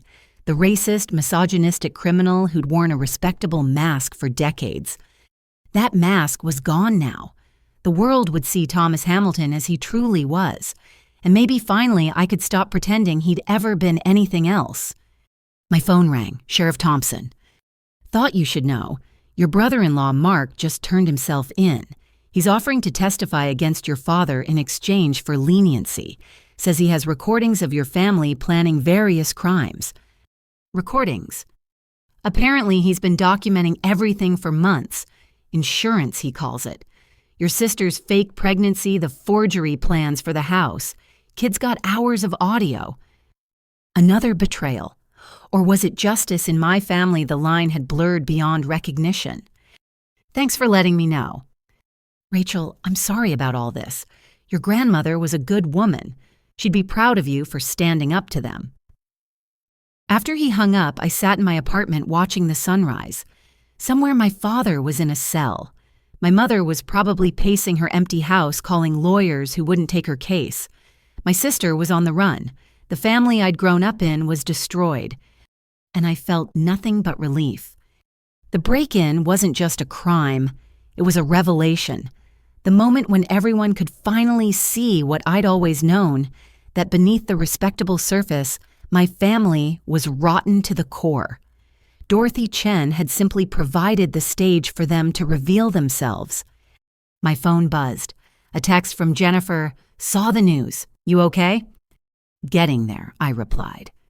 And I was. Because every revelation, every arrest, every exposed lie took me further from their influence and closer to the person my grandmother had always believed I could be. Someone who chose truth over comfort, justice over blood. Someone free. The Woodstock County Courthouse stood like a brick monument to small-town justice, its white columns attempting gravitas despite the peeling paint. I arrived early for my father's arraignment, choosing a back-row seat where I could observe without being immediately noticed. The courtroom filled slowly with curious townspeople, local reporters, and a surprising number of faces I recognized from my parents' social circle. Dorothy Chen entered exactly at 9, and the room's energy shifted. She moved with deliberate calm, her charcoal suit, impeccable, her presence commanding attention without effort. Behind her came a team of lawyers that probably cost more per hour than most people in the room made in a month. She took a seat in the front row directly in the prosecutor's line of sight. My mother arrived minutes later, her usual careful appearance disheveled. She'd clearly dressed in a hurry. Her signature pearls clasped wrong lipstick slightly smeared. When she spotted Dorothy, her face went through a series of expressions: shock, rage, fear, and finally a kind of desperate calculation. "You," Patricia's voice cracked across the courtroom. "How dare you show your face here?" Dorothy turned slowly as if noticing an unpleasant smell. "Mrs. Hamilton, I have every right to attend public proceedings involving my property." "Your property?" My mother's laugh was borderline hysterical. "You stole it." "I purchased it, legally, unlike your family's approach to acquisition." The bailiff stepped forward. "Ma'am, please take a seat." Patricia spotted me, then her eyes narrowing. There she is, the ungrateful daughter who sold us out. She started toward me, but her lawyer, not Sternberg I noticed, but some harried public defender, grabbed her arm. "Not here," he hissed. "You're making it worse." The side door opened and my father shuffled in, wearing Orange County jail clothing. The sight hit me harder than expected. Thomas Hamilton, who'd never worn anything less formal than khakis, reduced to an inmate number. His face sported bruises from his struggle with deputies, and his usual commanding posture had crumpled into something defensive. Judge Morrison, a no-nonsense woman in her 60s, took the bench. Case number 2024 CR 0847 State versus Thomas Hamilton. Charges include breaking and entering attempted grand theft property damage assault on a peace officer and resisting arrest. The prosecutor, ADA Sarah Winters, stood. "Your Honor, we're also adding charges of conspiracy to commit fraud and filing false legal documents based on evidence discovered during the arrest." Objection. The public defender looked overwhelmed. "We haven't been informed of additional charges." "Evidence came to light last night, Your Honor. The defendant was recorded discussing previous crimes while being arrested." Judge Morrison nodded. "I'll allow it. How does the defendant plead?" My father stood shakily. "Not guilty, Your Honor. This is all a misunderstanding. That house belongs to my family." "Mr. Hamilton, you're advised to let your attorney speak for you. But I need to explain my mother-in-law left that property in trust." "Mr. Hamilton." Judge Morrison's voice cut like a blade. "One more outburst and I'll hold you in contempt." The prosecutor continued smoothly. "The state requests bail be set at $500,000 given the defendant's resources and flight risk. We have evidence he was planning to flee to Costa Rica after liquidating stolen assets." "That's absurd," my father exploded. "I'm a respected businessman who broke into someone's home with a crowbar." Ada Winters said dryly, "We have extensive video evidence, Your Honor. Multiple angles, clear audio. The defendant can be heard making threats against the property owner and his own daughter." My stomach clenched as she played a portion of the audio.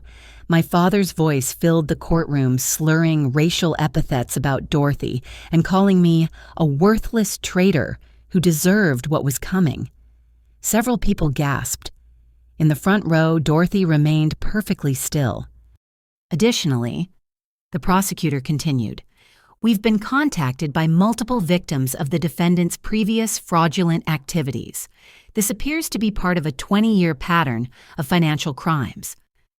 "Your Honor," the public defender tried, "my client has deep ties to the community," which he used to perpetrate frauds.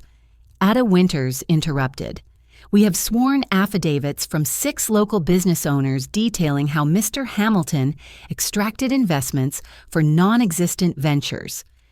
The blood drained from my mother's face as she realized the scope of what was unfolding. This wasn't just about the house anymore.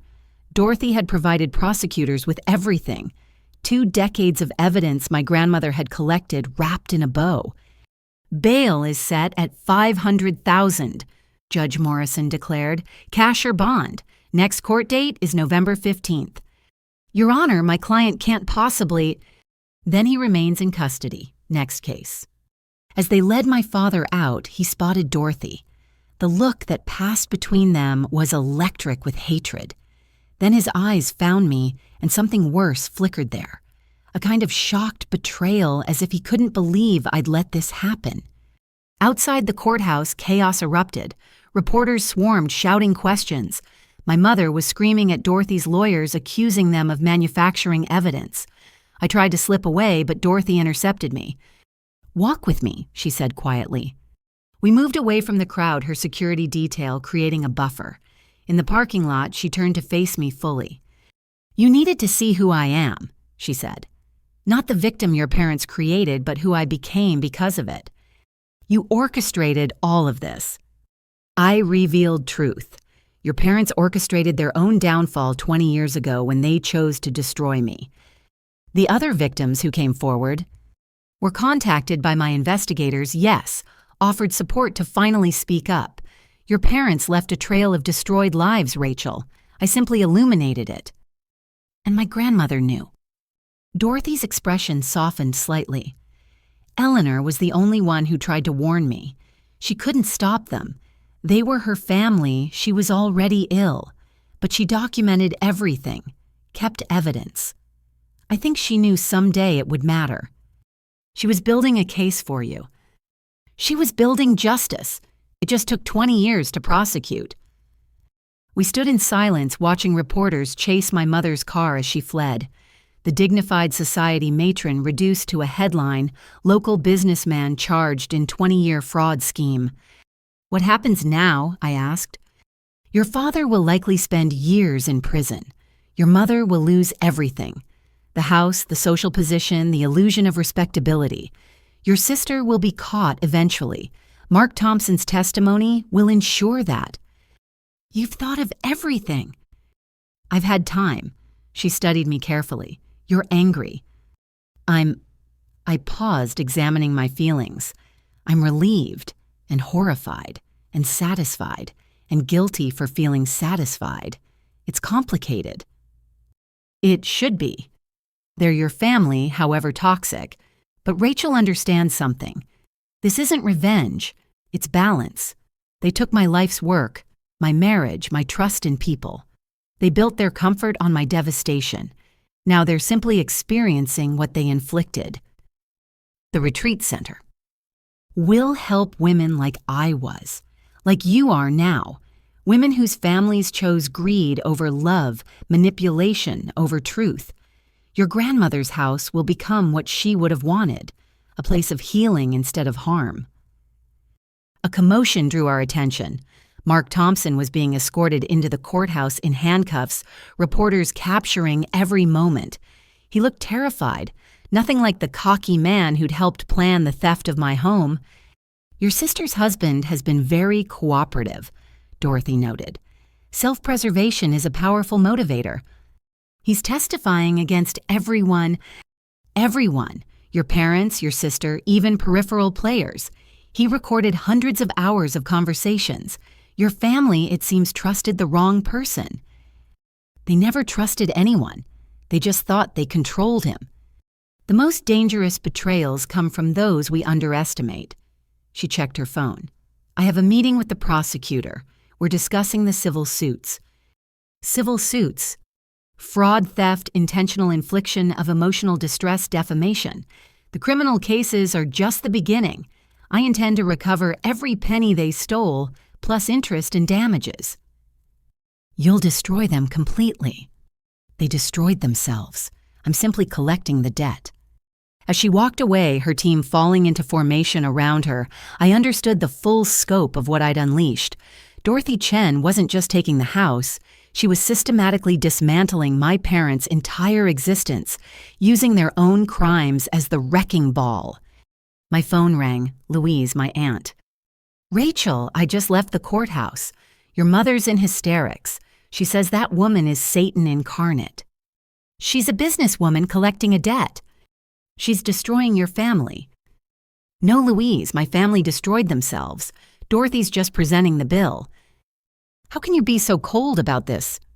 How were you so silent when they were stealing from others? You knew, didn't you? About their schemes." Silence. Then I suspected. But they were family. So was I. "Did you protect me when they tried to steal my inheritance?"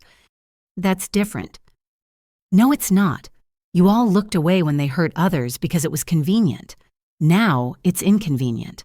That's the only difference. I hung up and sat in my car processing the morning's revelations.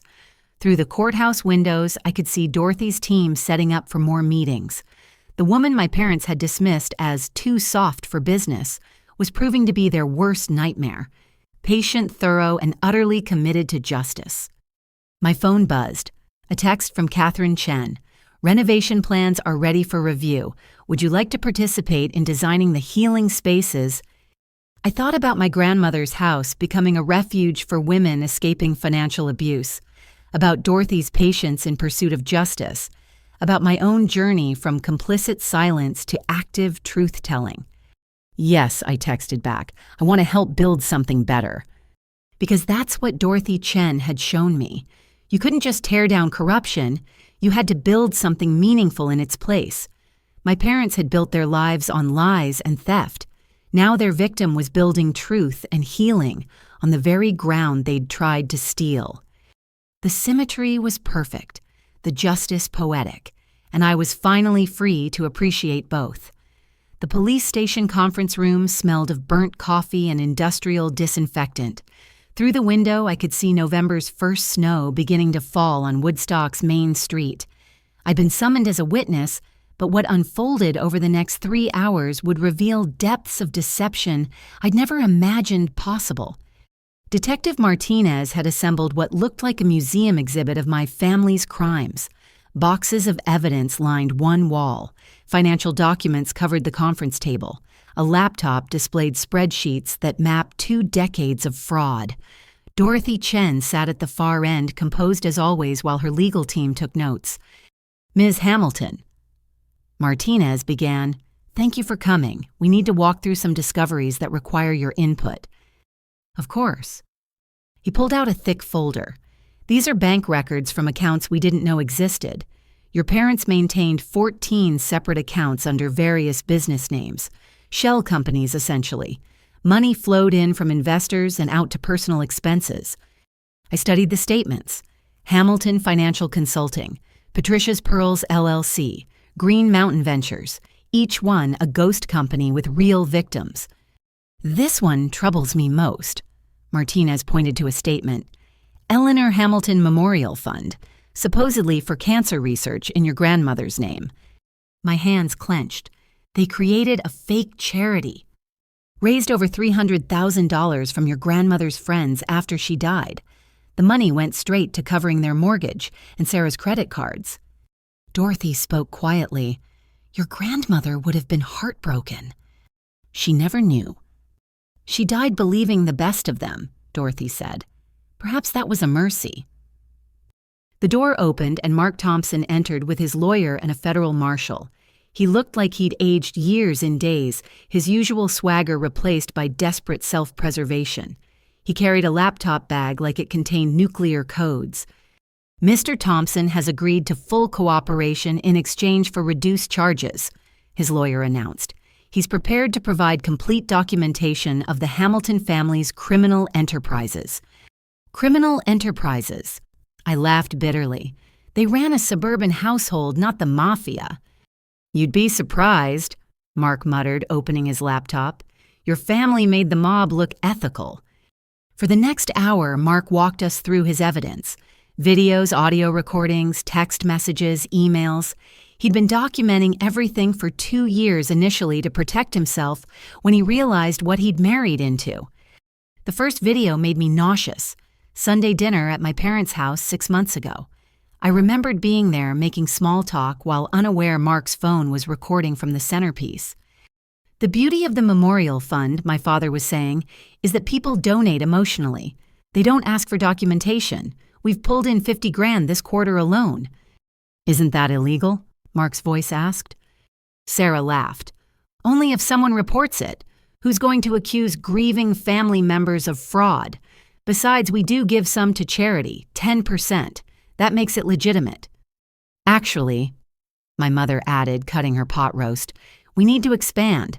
I'm thinking a scholarship fund for disadvantaged youth. People love helping kids." "Like the Chen Fund?" Sarah asked.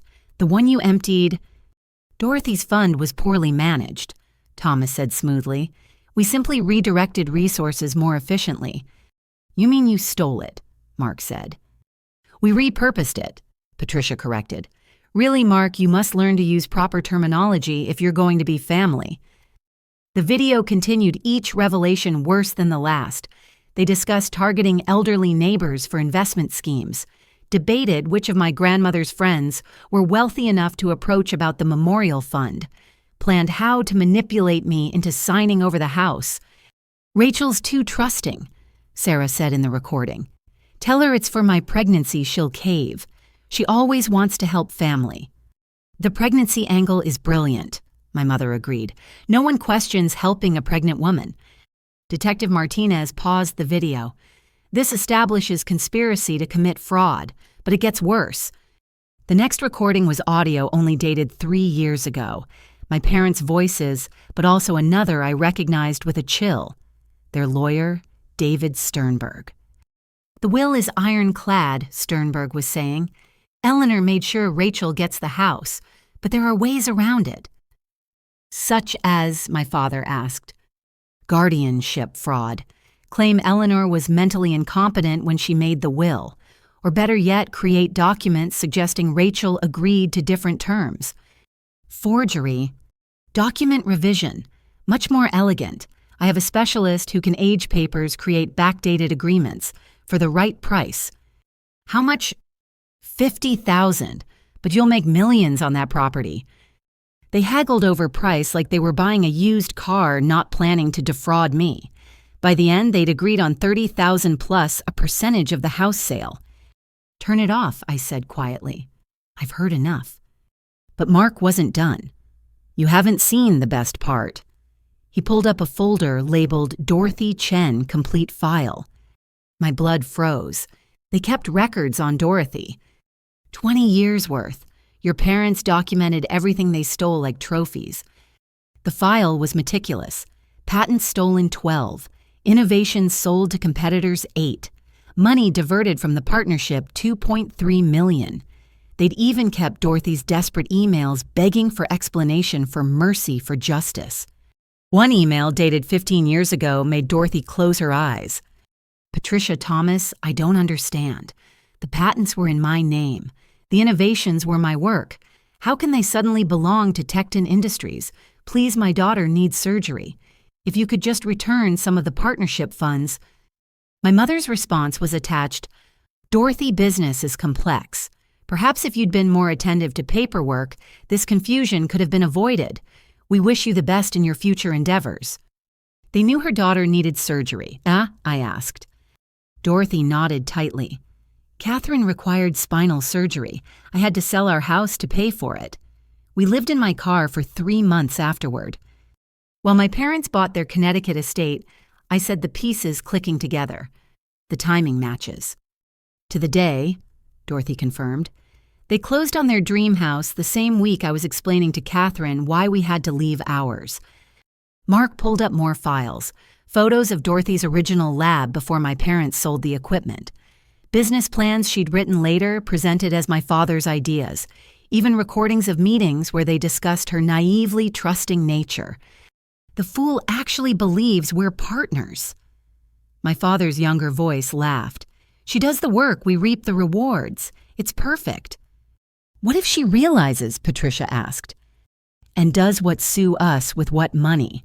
By the time she understands what happened, we'll have buried her in legal fees. Besides, who'll believe her Chinese immigrant versus established American business family? The casual racism made me flinch. Dorothy remained stone-faced, but her lawyer was typing furiously. There's more about you, Mark said quietly, clicking another folder. They've been planning to take your inheritance since before your grandmother died.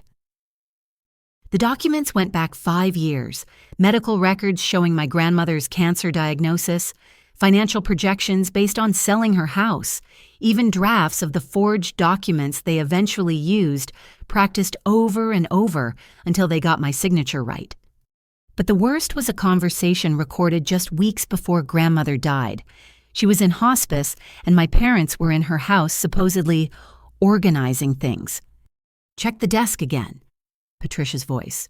There has to be a codicil somewhere. She wouldn't leave everything to Rachel without provisions. Nothing, Thomas replied. The old bat was sharper than we thought. Everything's locked up legally. Then we make our own provisions. Once she's gone, who's to say what she really wanted? Rachel will fight us. Rachel's weak, always wanting mommy and daddy's approval. We'll make her feel guilty, selfish. She'll give in like she always does. I stood abruptly, needing air. The room spun slightly.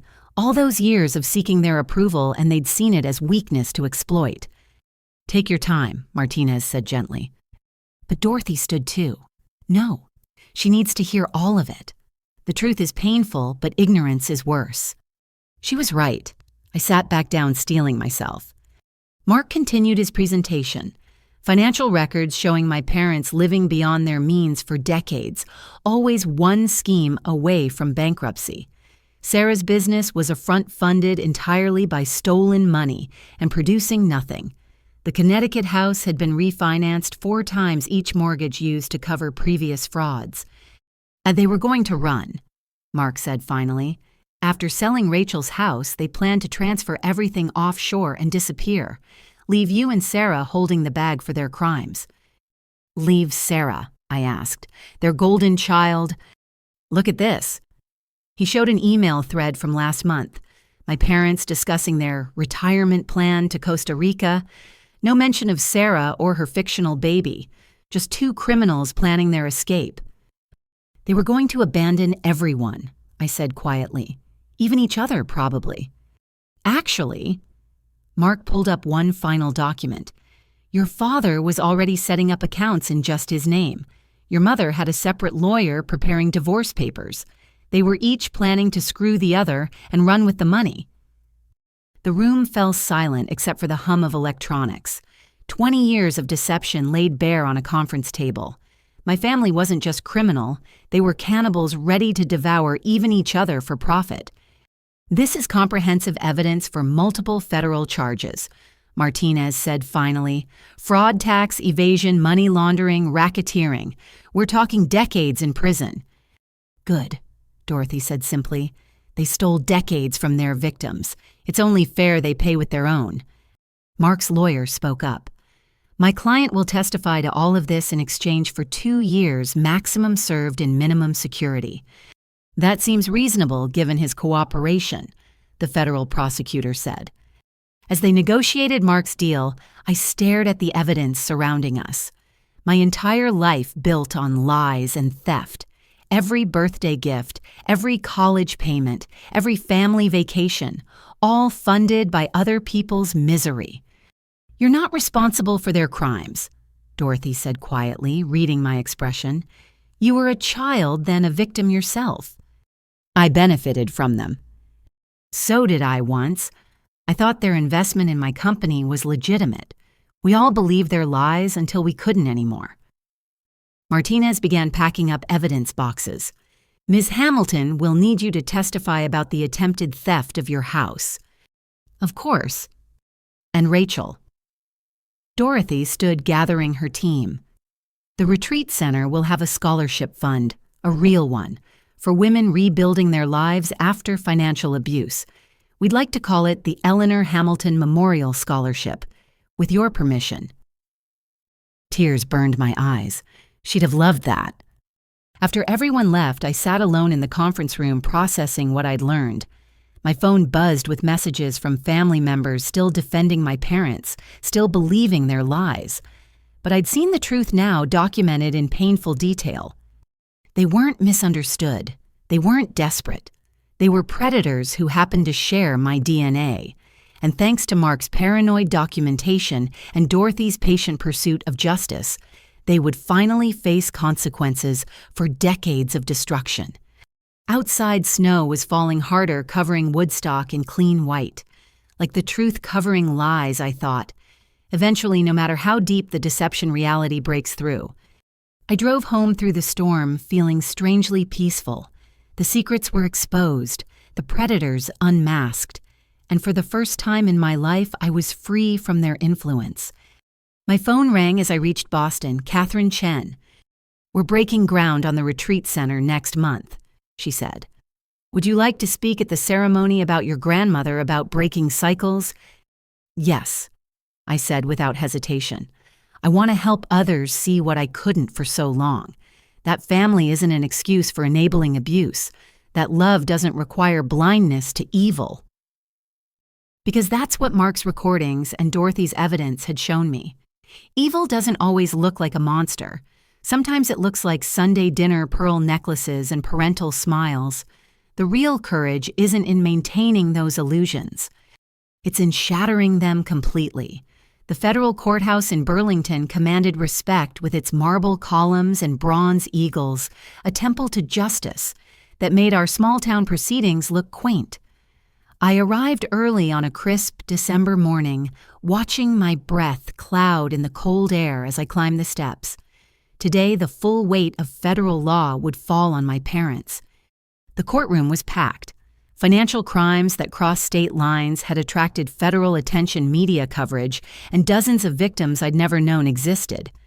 I recognized some faces from Woodstock.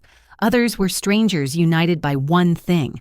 My parents had stolen from them all. Dorothy sat in the front row with her legal team impeccable as always in navy wool. Beside her sat a woman I didn't recognize until she turned.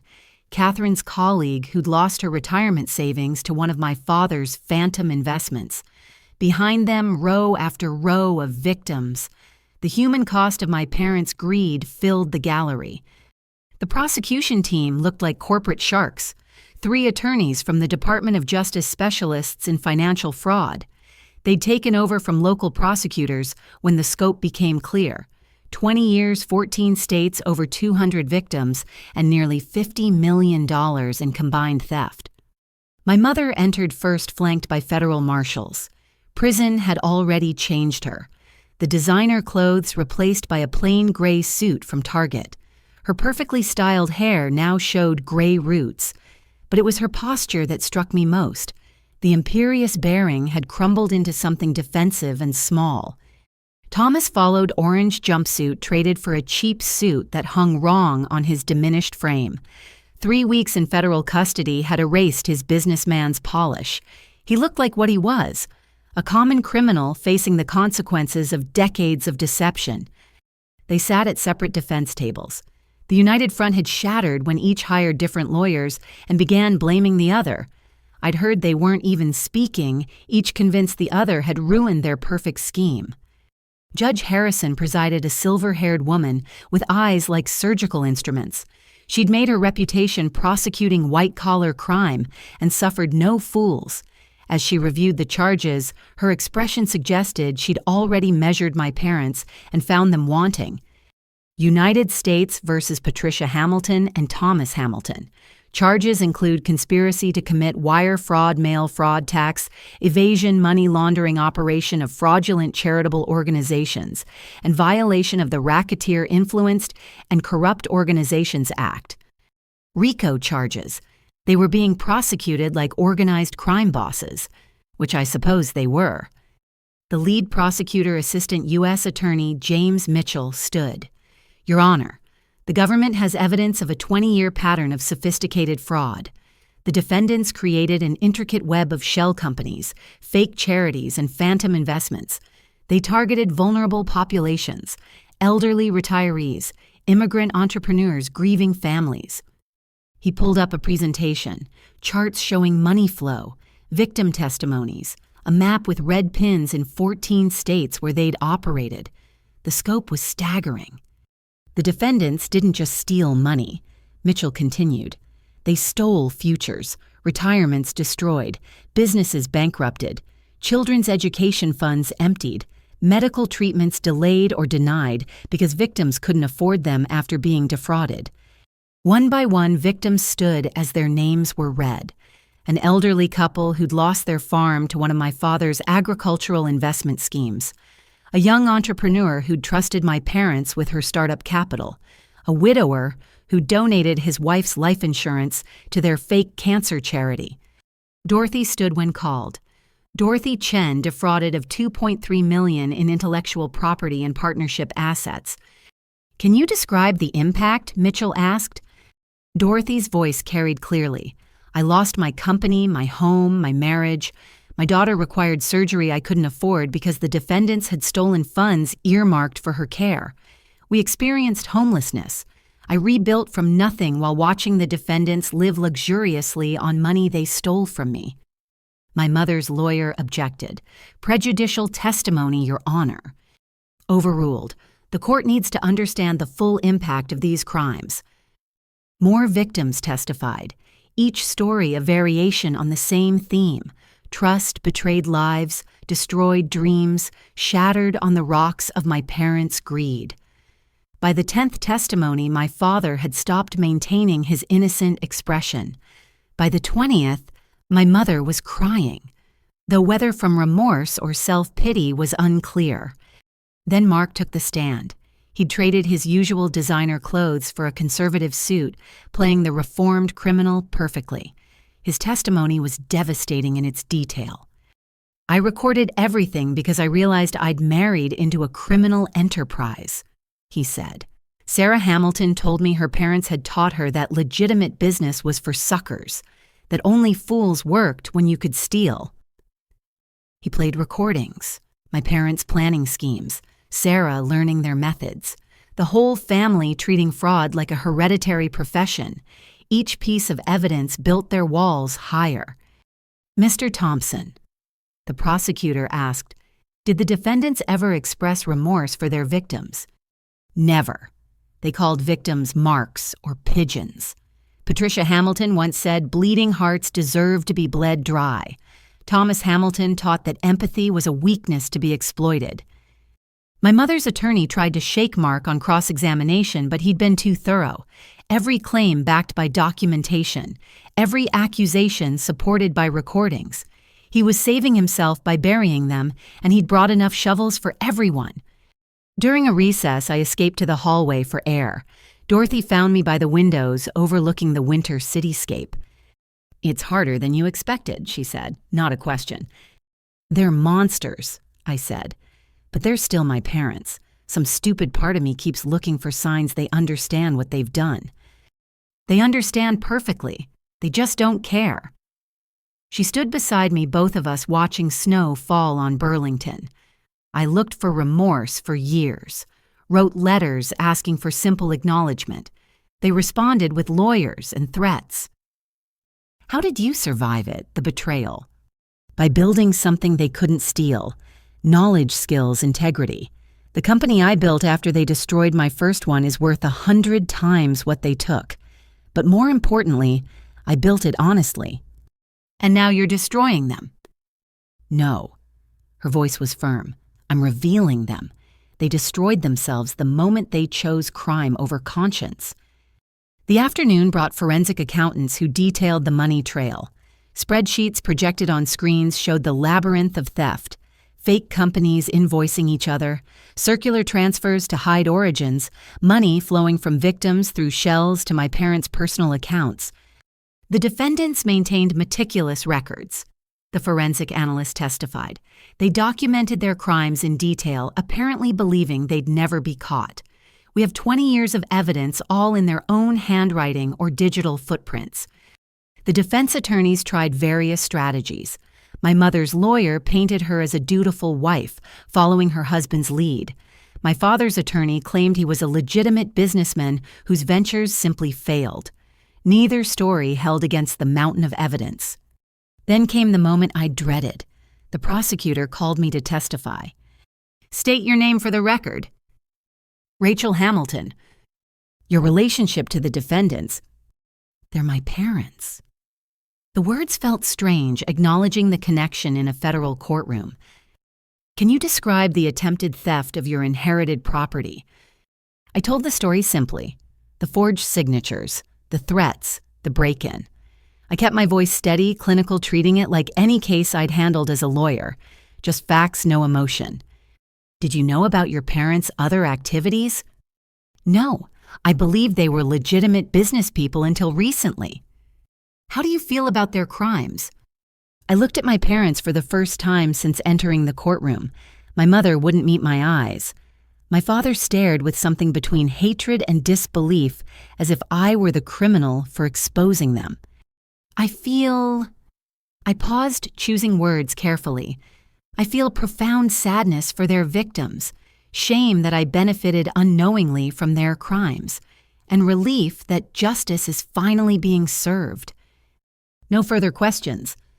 Neither defense attorney wanted to cross-examine me. What could they ask whether I was lying about my own inheritance theft? Mark had provided video evidence. Whether I was a disloyal daughter, that ship had sailed. As I left the stand, my father spoke despite his lawyer's grip on his arm. "You destroyed our family." Judge Harrison's gavel cracked. "Mr. Hamilton, control yourself or be removed." "She's my daughter," he shouted. "She owes us everything. Her education, her career, her life. We made her." "With stolen money," I said quietly, but the courtroom acoustics carried my words. "You made me with other people's misery." The judge had him removed. As marshals dragged him out, he kept screaming about ungrateful children, about family loyalty, about betrayal. The courtroom sat in shocked silence until the doors closed behind him. "We'll take a brief recess," Judge Harrison said, but her eyes found mine. Something like approval flickered there, or maybe understanding. In the hallway, victims approached me, not with anger, but with something unexpected: gratitude. "Thank you for standing up to them," the elderly farmer said. "My own kids said I should let it go, not make waves, but you showed it's okay to demand justice even from kin." "Especially from kin," his wife added. "Family shouldn't be a shield for evil." Others shared similar sentiments. My testimony had given them permission to stop feeling guilty about seeking justice. If their daughter could face the truth, so could they. When court reconvened, my father wasn't permitted back. His attorney made excuses about emotional distress, but the damage was done. His outburst had shown the entitlement beneath the criminal behavior. Closing arguments were brutal. The prosecution painted my parents as sophisticated predators who'd turned fraud into a family business. The defense tried to humanize them, but how do you humanize 20 years of deliberate cruelty? "The defendants want you to see them as failed entrepreneurs," Mitchell concluded. "But entrepreneurs create value. The defendants only destroyed it. They built nothing, produced nothing, contributed nothing. They were parasites feeding on others' trust, and like all parasites, they killed their hosts without remorse." As we waited for the verdict, Dorothy's team prepared civil suits. Criminal conviction would make civil recovery easier. She intended to reclaim every penny plus damages. "Will it bring back 20 years?" I asked. "No," Dorothy said simply, "but it will fund the retreat center for decades. Their theft will ultimately help other victims. There's justice in that transformation." The jury deliberated for 6 hours.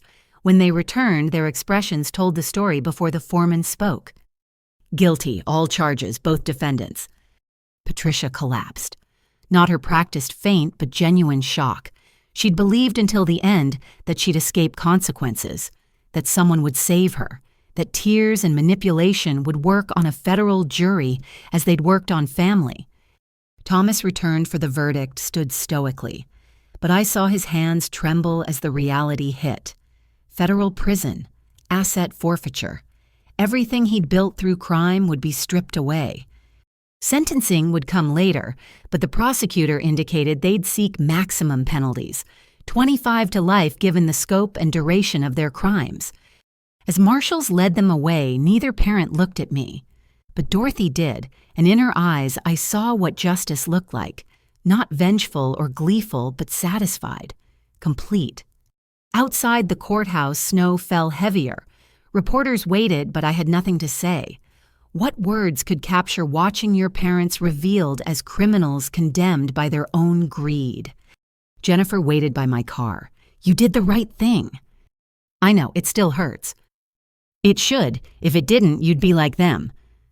As I drove back to Boston, I thought about the retreat center rising from my grandmother's house, about the scholarship fund in her name, about the victims who'd found their voices, about Dorothy's transformation from victim to victor. My parents had taught me many things, mostly by negative example, but their greatest lesson came at the end that justice delayed isn't justice denied. It's justice compounded with interest. And the interest on 20 years of crime had finally come due. The morning after the verdict, I woke to 37 voicemails and twice as many texts. Extended family, friends, and people I hadn't heard from in years all wanted to express their opinions about my betrayal. I deleted them unheard and unread. Their judgments meant nothing compared to the freedom I felt. My first call was to Jennifer. I need a forensic accountant, the best you know. Finally ready to look into your own finances. If my parents stole from everyone else, why would I be different? I'll have someone at your apartment in 2 hours. Marcus Chen, no relation to Dorothy, arrived with 3 laptops and a briefcase full of portable drives. He looked more like a tech startup CEO than an accountant. Young, sharp, with eyes that missed nothing. Ms. Hamilton, I've reviewed the court documents. Your parents were thorough in their documentation. That's good for us. Criminals who keep records make my job easier. We spread out across my dining table. Bank statements, tax returns, investment accounts, everything financial from the last 15 years. Marcus worked with surgical precision cross-referencing dates, tracking transfers, following money like breadcrumbs through a digital forest. Here, he said after 2 hours, pointing at his screen, this is where it starts. I leaned in to look. My trust fund established by grandmother when I was 18. The initial deposit was $100,000. But the records showed irregular activity.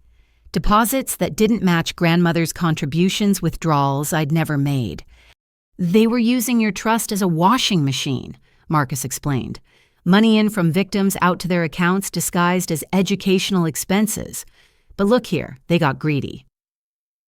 He pulled up another screen. Investment accounts in my name I didn't know existed. Credit cards I'd never applied for. Even a business loan for a company I'd never heard of.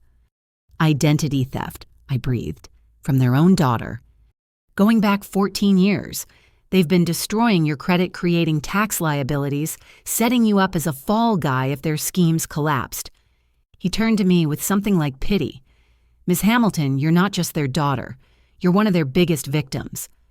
The numbers were staggering. Over $300,000 stolen through various schemes. My credit score, which I'd thought was decent, was artificially inflated by minimum payments they made to keep the fraud hidden. The real damage would have surfaced the moment they fled to Costa Rica. Can we recover it? With the criminal conviction, absolutely. But there's more. He pulled up tax records. You've been paying taxes on money you never received. The IRS owes you significant refunds. And these fraudulent loans, the banks will have to eat them once we prove identity theft. I felt a strange mix of violation and vindication. They hadn't just tried to steal my house. They'd been stealing from me since I became a legal adult. Every proud moment of financial independence had been an illusion. What do I do? Marcus smiled grimly. We document everything. File police reports. Contact credit bureaus. Pursue civil suits. Your parents didn't just commit crimes. They made you an unwitting accomplice. We're going to untangle every thread. As he worked, I called Dorothy. She answered on the first ring. I heard about the forensic audit. Find anything interesting? They stole my identity. Hundreds of thousands in fraud, all in my name. A pause. I'm not surprised. Predators don't see family as off limits. They see them as easier targets. I want to pursue everything. Criminal charges, civil suits, full restitution. Good, my legal team is at your disposal. Rachel, I know this feels like another betrayal, but it's actually liberation. You're finally seeing the full truth. After Marcus left with boxes of evidence, I sat in my quiet apartment processing what I'd learned. My phone rang. Louise, my aunt. Don't hang up, she said quickly. I know you're angry with the family. The family who's calling me a traitor. That family. I'm calling to apologize and to share something. She paused. I've been getting my own finances reviewed. Patricia and Thomas got me too. $40,000 in a family investment that never existed. Why didn't you say something during the trial? Fear, shame, the same reasons I stayed quiet for 20 years. But watching you stand up to them, it gave me courage. It's not too late to file a complaint. Already done. My lawyer says with their conviction, recovery is likely. Rachel, you did the right thing. We all knew something was wrong, but you're the only one who acted. After we hung up, more calls came. Cousins admitting they'd been scammed. Family friends discovering fraudulent charges. The network of denial was crumbling as people finally felt safe to speak truth. That evening, I met with Jennifer and Dorothy's legal team at a restaurant overlooking Boston Harbor. James Wu had prepared a comprehensive strategy for civil recovery. With the criminal conviction, we can pierce all their shell companies, he explained. Every hidden asset, every offshore account. The federal asset forfeiture will take most of it, but victims have priority claims. How much are we talking about? Your personal losses with interest and damages about $2 million. The identity theft alone carries severe penalties. $2 million. More than I'd ever dreamed of having, yet it was just returning what was stolen. I want half to go to the retreat center, I said impulsively. Dorothy looked surprised. That's generous but unnecessary. My grandmother would want her house used to help others. Consider it her final donation, just 20 years delayed. We'll name a wing after her, Dorothy said softly. She deserves to be remembered for who she was not, what they did. The next morning brought a surprise. Mark Thompson called from federal custody. I have something else, he said without preamble. Sarah doesn't know I kept this. It's about you specifically. What kind of something? Recordings of your parents planning your future. It's bad, Rachel. Really bad. Can you come to the federal detention center? My lawyer says I can share it as part of my cooperation. Against my better judgment, I went. The facility was sterile and depressing, all concrete and fluorescent lights. Mark looked diminished in his orange jumpsuit, the confident businessman reduced to an inmate number. In the attorney meeting room, he pulled out a tablet his lawyer had brought. Sarah made me record this. Insurance, she called it. From last year when they thought you were getting too successful. He pressed play. My parents' voices filled the room, discussing me like a business problem to be solved. Rachel's getting too independent, my mother said. Senior associate at her firm talking about partnership. If she makes partner, she'll have resources to investigate. So we accelerate the timeline, my father responded. The house theft needs to happen now before she gets too powerful to manipulate. What if she refuses? Then we activate the contingencies. The credit cards, the loans, the tax issues. Overwhelm her with financial problems. She'll be too busy saving herself to fight us. And if that doesn't work, a pause. Then my father's voice cold and calculating. There are other ways to handle problem children. Remember what we did to Sarah's first boyfriend when he threatened to expose us? Thomas, you can't mean... I mean whatever's necessary. 20 years of work won't be undone by an ungrateful daughter. If Rachel becomes a threat, we handle her like any other threat. I felt sick. Mark stopped the recording. There's more, he said quietly. Discussions about causing an accident, making you disappear. They were planning contingencies for if you fought the house sale. They were planning to kill me. The words came out strangled. Planning for the possibility. Sarah said they'd never actually do it, but... He shrugged. I've learned not to underestimate your family's capacity for evil. I left the detention center in a daze. My parents hadn't just seen me as a victim to exploit, they'd seen me as a potential problem to eliminate. The people who gave me life had coldly discussed taking it if I interfered with their crimes. Back in my car, I called Detective Martinez. I need to report additional evidence of conspiracy to commit murder. Whose murder? Mine. The next hours blurred, giving statements, listening to more recordings, learning that what happened to Sarah's first boyfriend involved a suspicious car accident after he'd threatened to report their tax evasion. He'd survived, but left the state too terrified to pursue justice. By evening, new charges were being prepared: conspiracy to commit murder, witness intimidation. The federal prosecutor assured me these would add decades to their sentences. "You're safe now," Martinez said.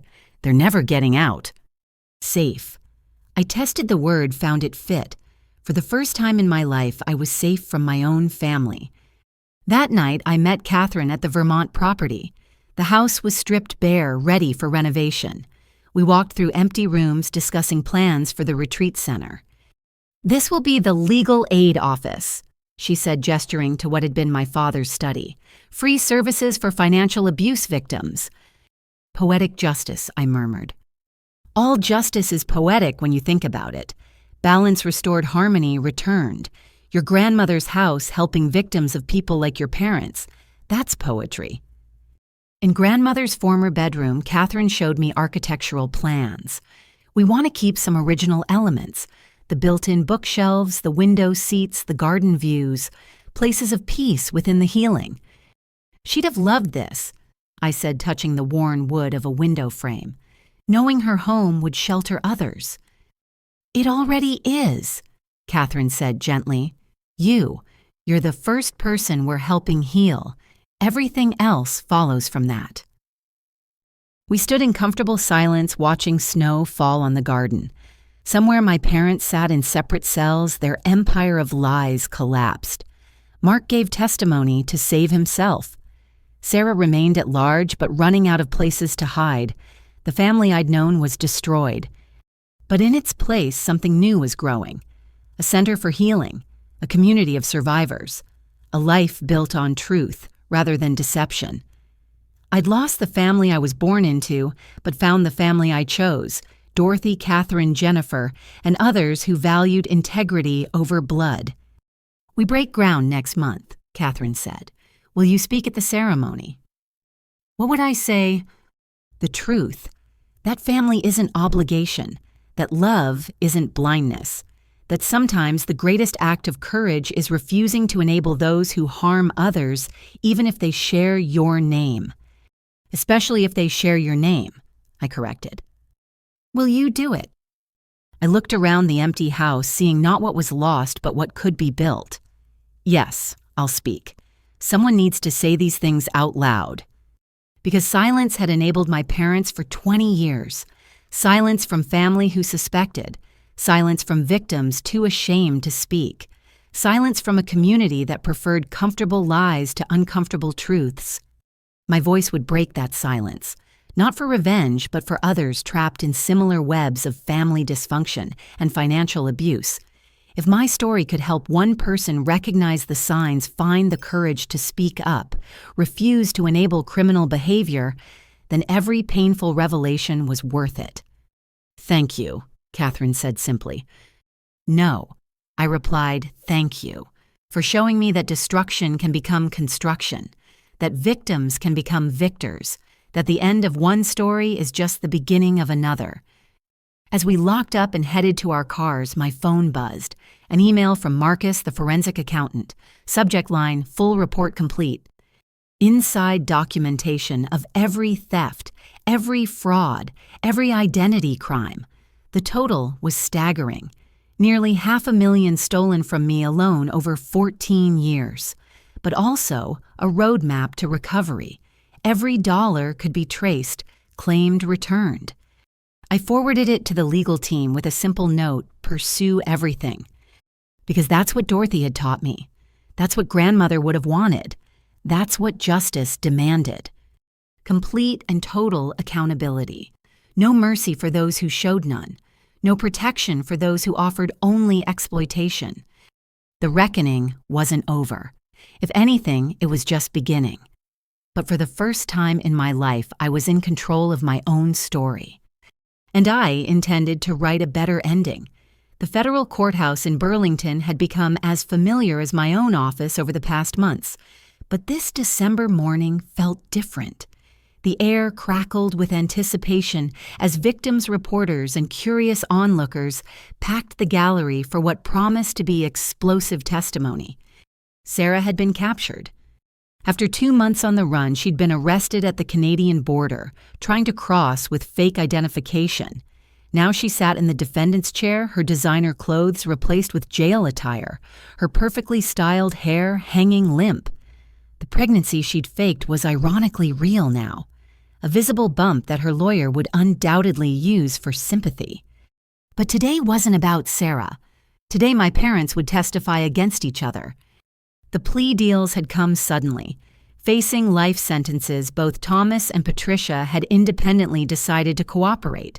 Each believed they could minimize their punishment by blaming the other. Neither knew their spouse had made the same calculation. The government calls Patricia Hamilton. The prosecutor announced. My mother entered in shackles, a federal marshal at each elbow. 3 months in custody had erased every trace of the society matron. She looked older, grayer, smaller, but her eyes still held that calculating gleam as she took the oath. Mrs. Hamilton, the prosecutor began, you've agreed to testify truthfully in exchange for consideration at sentencing. Yes. Can you describe how the fraudulent schemes began? Patricia straightened, finding her performance posture. It was all Thomas. He came home one day 20 years ago saying he'd found a way to make real money. Dorothy Chen had developed some technology and he saw an opportunity. What kind of opportunity? To redirect her patents to our benefit? I objected, of course. Dorothy was our friend, but Thomas insisted it was just business. From the gallery, Dorothy watched impassively. We all knew this was revisionist history, but Patricia sold it with conviction. I was a dutiful wife, Patricia continued. I supported my husband even when I had reservations. He said if I didn't help, he'd divorce me, and I'd get nothing. So you were coerced? Emotionally and financially. Thomas controlled everything. I was trapped. For 2 hours, Patricia painted herself as a victim. Every crime was Thomas's idea. Every document she'd signed was under duress. She even claimed he'd threatened violence if she didn't comply. What about the Eleanor Hamilton Memorial Fund? The prosecutor asked. The fake charity in your mother's name. Patricia's mask slipped for a moment. That was regrettable. But again, Thomas insisted. He said it would honor my mother's memory while helping our family. I was grieving vulnerable. He exploited that. You personally solicited donations from your mother's friends. Under my husband's direction, he wrote scripts for me to follow, monitored my calls. I had no choice. Then came the devastating part. Patricia producing evidence against Thomas. Secret recordings she'd made for protection. Financial documents showing his hidden accounts. Photos of him meeting with other criminals she claimed he'd partnered with. I lived in fear for 20 years. She concluded, tears flowing. But when he involved our daughters, I knew I had to speak up. A mother protects her children even from their father. The irony of her claiming to protect us while actively stealing from me wasn't lost on the gallery. Several victims actually laughed. Cross-examination destroyed her performance. Thomas's lawyer had her recordings analyzed. They were recent made after arrest to manufacture evidence. The hidden accounts she'd discovered included her signatures. The criminal meetings were legitimate business dinners she'd attended. Mrs. Hamilton, Thomas's lawyer said coldly, isn't it true you masterminded the Memorial Fund fraud entirely on your own? No, We have emails where you brag about the idea, where you call your husband too soft to properly exploit grief. He presented email after email, Patricia's words damning her thoroughly. By the time he finished, her victim narrative lay in shreds. No further questions. Then it was Thomas's turn. If Patricia had played the battered wife, Thomas went for the manipulated husband. He entered with a defeated shuffle projecting broken masculinity. Mr. Hamilton, tell us how the fraudulent activities began. Thomas sighed deeply. Patricia came from money, had expensive tastes. When my legitimate businesses struggled, she pushed me to find other sources of income. Pushed how? Emotional manipulation, threats of divorce. She'd say things like, real men provide for their families, and maybe I should have married Richard Chen instead. In the gallery, Richard Chen's widow made a disgusted sound. Even in testimony, Thomas couldn't resist a racist dig. The Dorothy Chen fraud, whose idea was that Patricia noticed Dorothy trusted us completely, said it would be easy to redirect some patents just enough to get us through tough times. I resisted, but Patricia said if I didn't do it, she'd leave and take the children. For 3 hours, Thomas painted Patricia as Lady Macbeth, ambitious, ruthless, pushing her weak husband into crime. He produced his own evidence recordings of Patricia planning schemes, documents in her handwriting, even a journal where she detailed manipulation tactics. This entry, Thomas pointed to a page. She wrote about practicing tears in the mirror, learning to cry on command for sympathy. The journal was damning. Patricia's own words describing victims as marks celebrating successful frauds, planning future crimes with cheerful enthusiasm. "What about your daughters?" the prosecutor asked. Thomas's face crumpled. "Patricia poisoned them against me, taught Sarah to see crime as normal business, used Rachel's trusting nature against her. I wanted to confess many times, but Patricia said she'd tell the girls I was abusive if I tried." "So you were trapped?" "Completely. Patricia controlled the household, the finances, the children. I was just her tool." Then Thomas dropped his biggest bombshell. "She wasn't even faithful. The whole time she was pushing me to crime, she was having an affair with David Sternberg, our lawyer." Gasps rippled through the gallery. Patricia shot to her feet. "Liar," she screamed. "You pathetic, worthless liar." "I have photos," Thomas said calmly. "Hotel receipts, love letters discussing how they'd frame me for everything and run away together." The judge gavelled for order as Patricia had to be restrained. The courtroom erupted in chaos. Through it all, Thomas sat with a small, satisfied smile. When order restored, the evidence was presented. Photos of Patricia and Sternberg in compromising positions. Financial records showing money diverted to Sternberg beyond legal fees.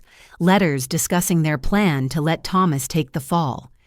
You see, Thomas concluded, I was the victim all along, of my wife, her lover, their schemes.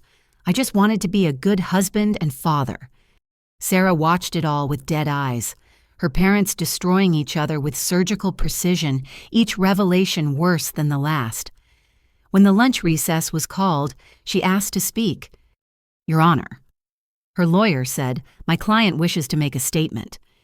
Judge Harrison nodded. "Proceed." Sarah stood slowly, one hand on her pregnant belly. "I've watched my parents blame each other all morning, heard them claim victimhood while admitting to destroying lives. So let me add my truth to the record."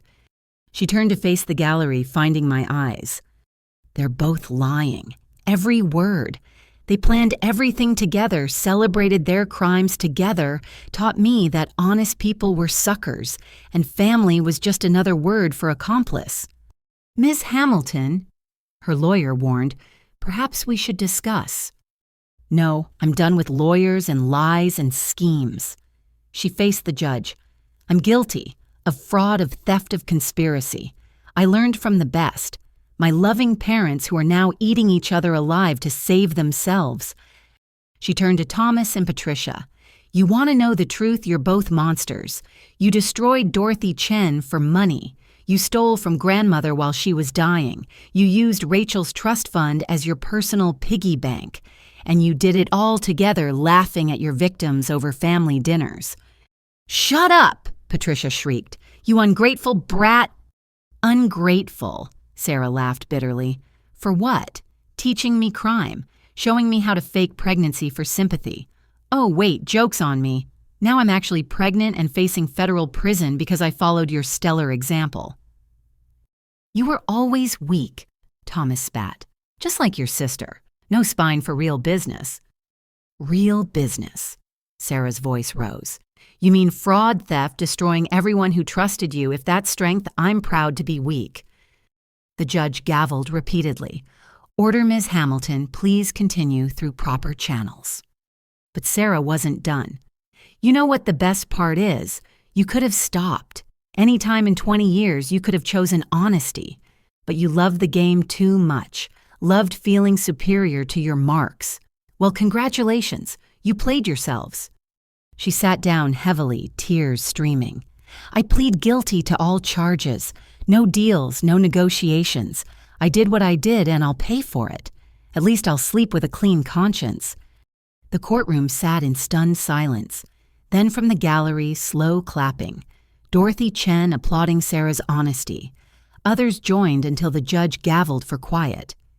"Ms. Hamilton," Judge Harrison said carefully, "you understand pleading guilty without a deal could mean significant prison time." "I understand, but I won't be like them." She gestured at her parents. "Blaming everyone else, playing victim, destroying each other for a few years off a sentence. I'd rather serve 20 years honestly than 5 as a liar." After court adjourned, I found myself in the hallway with Dorothy. We watched as marshals led my family away in different directions. Parents to separate facilities, Sarah to psychiatric evaluation given her pregnancy. "Your sister surprised me," Dorothy said. "Perhaps there's hope for her." "She's still going to prison." "Yes, but she'll leave it with integrity intact. That's more than your parents will have." Mark's lawyer approached us. "Ms. Hamilton, Mr. Thompson would like a word if you're willing." I found Mark in a holding room looking exhausted. "I wanted to apologize," he said without preamble, "for my part in everything, for not speaking up sooner, for letting greed override conscience." "Why tell me?" "Because you're the only Hamilton who chose truth over family." He laughed bitterly.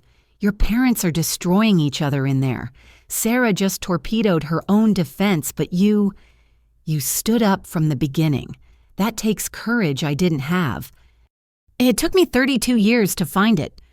"Better late than never." He paused. "I'm testifying tomorrow. Everything I know, every crime I witnessed. Your parents won't have anyone left to blame but themselves."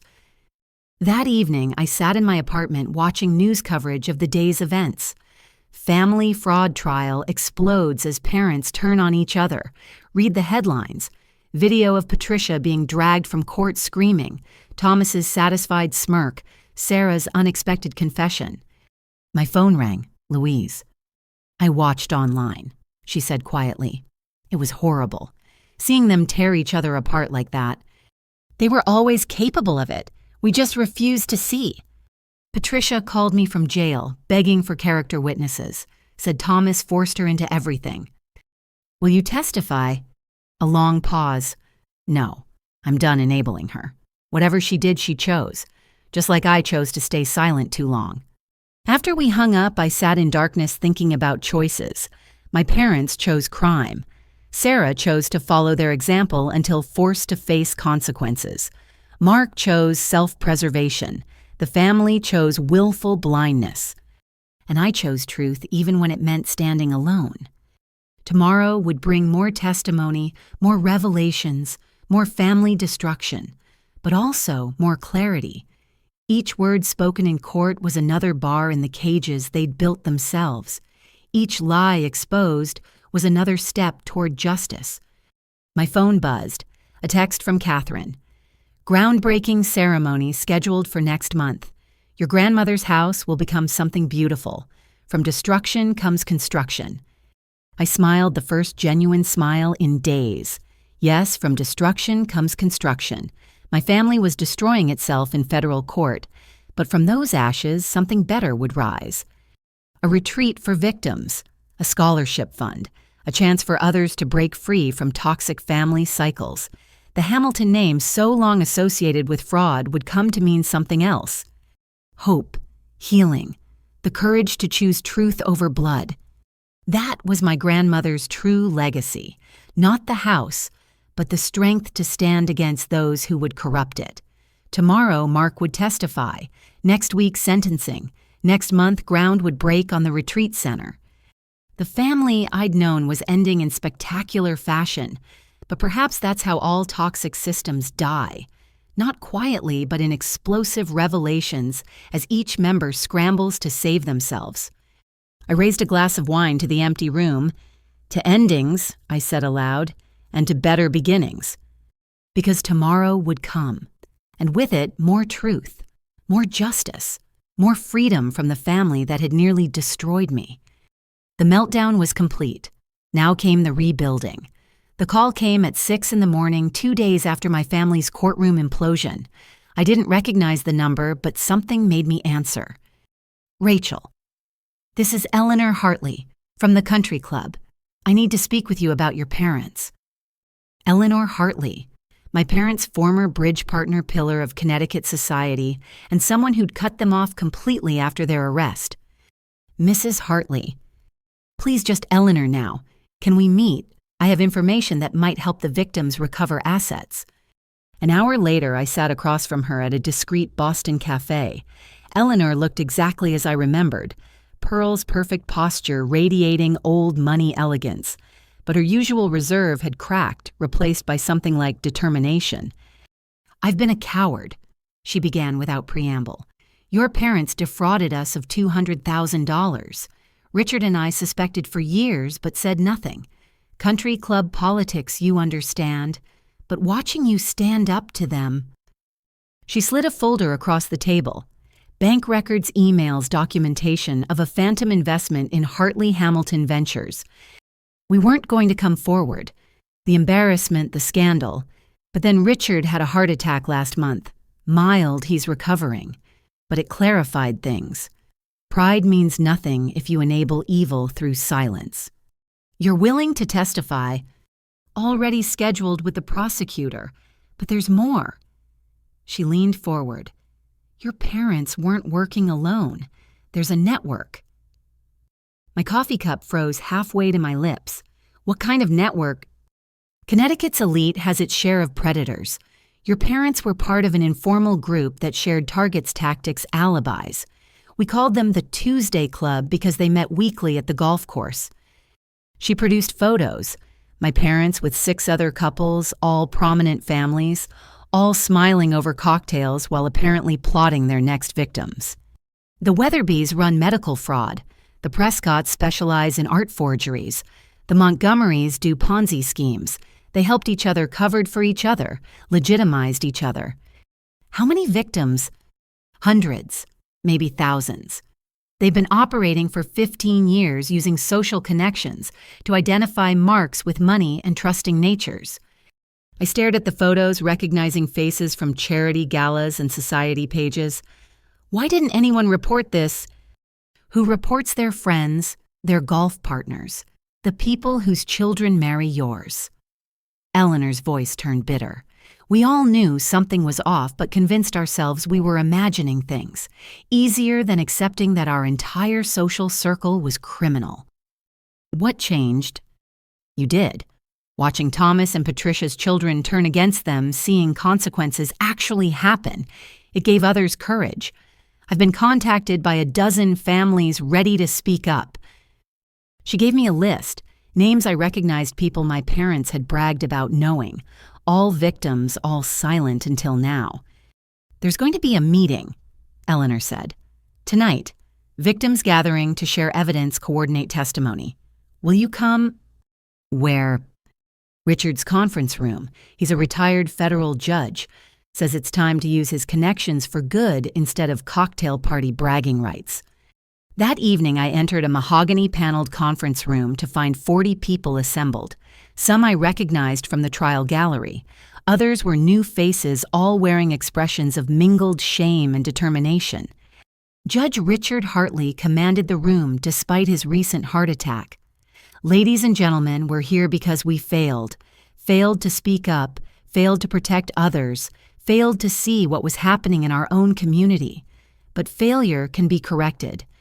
One by one, people shared their stories. The Weatherbys had sold fake cancer treatments to desperate families. The Prescotts had convinced elderly collectors their real art was fake, buying it cheap and selling high. Each revelation painted a picture of systematic predation disguised as high society. I lost my daughter's college fund to the Montgomerys, one woman said quietly, but I was too embarrassed to report it. What would people think? The Hamiltons got us for $300,000, an elderly man added. Promised returns on a shopping center development. We saw the plans met the architects, all fake but so convincing. Dorothy had been invited and sat beside me listening intently. This is bigger than individual prosecutions, she said finally. This is organized crime in country club clothing. We need federal RICO investigations. I can help with that, Judge Hartley said. I still have contacts at the Justice Department, but we need comprehensive evidence. I've been documenting everything, a voice said from the back. We turned to see David Sternberg's assistant, Monica. I've worked for him for 10 years, saw every scheme, every forged document, every crime. I have copies of everything. The room erupted. Sternberg was the Tuesday Club's legal facilitator, the one who made their frauds look legitimate.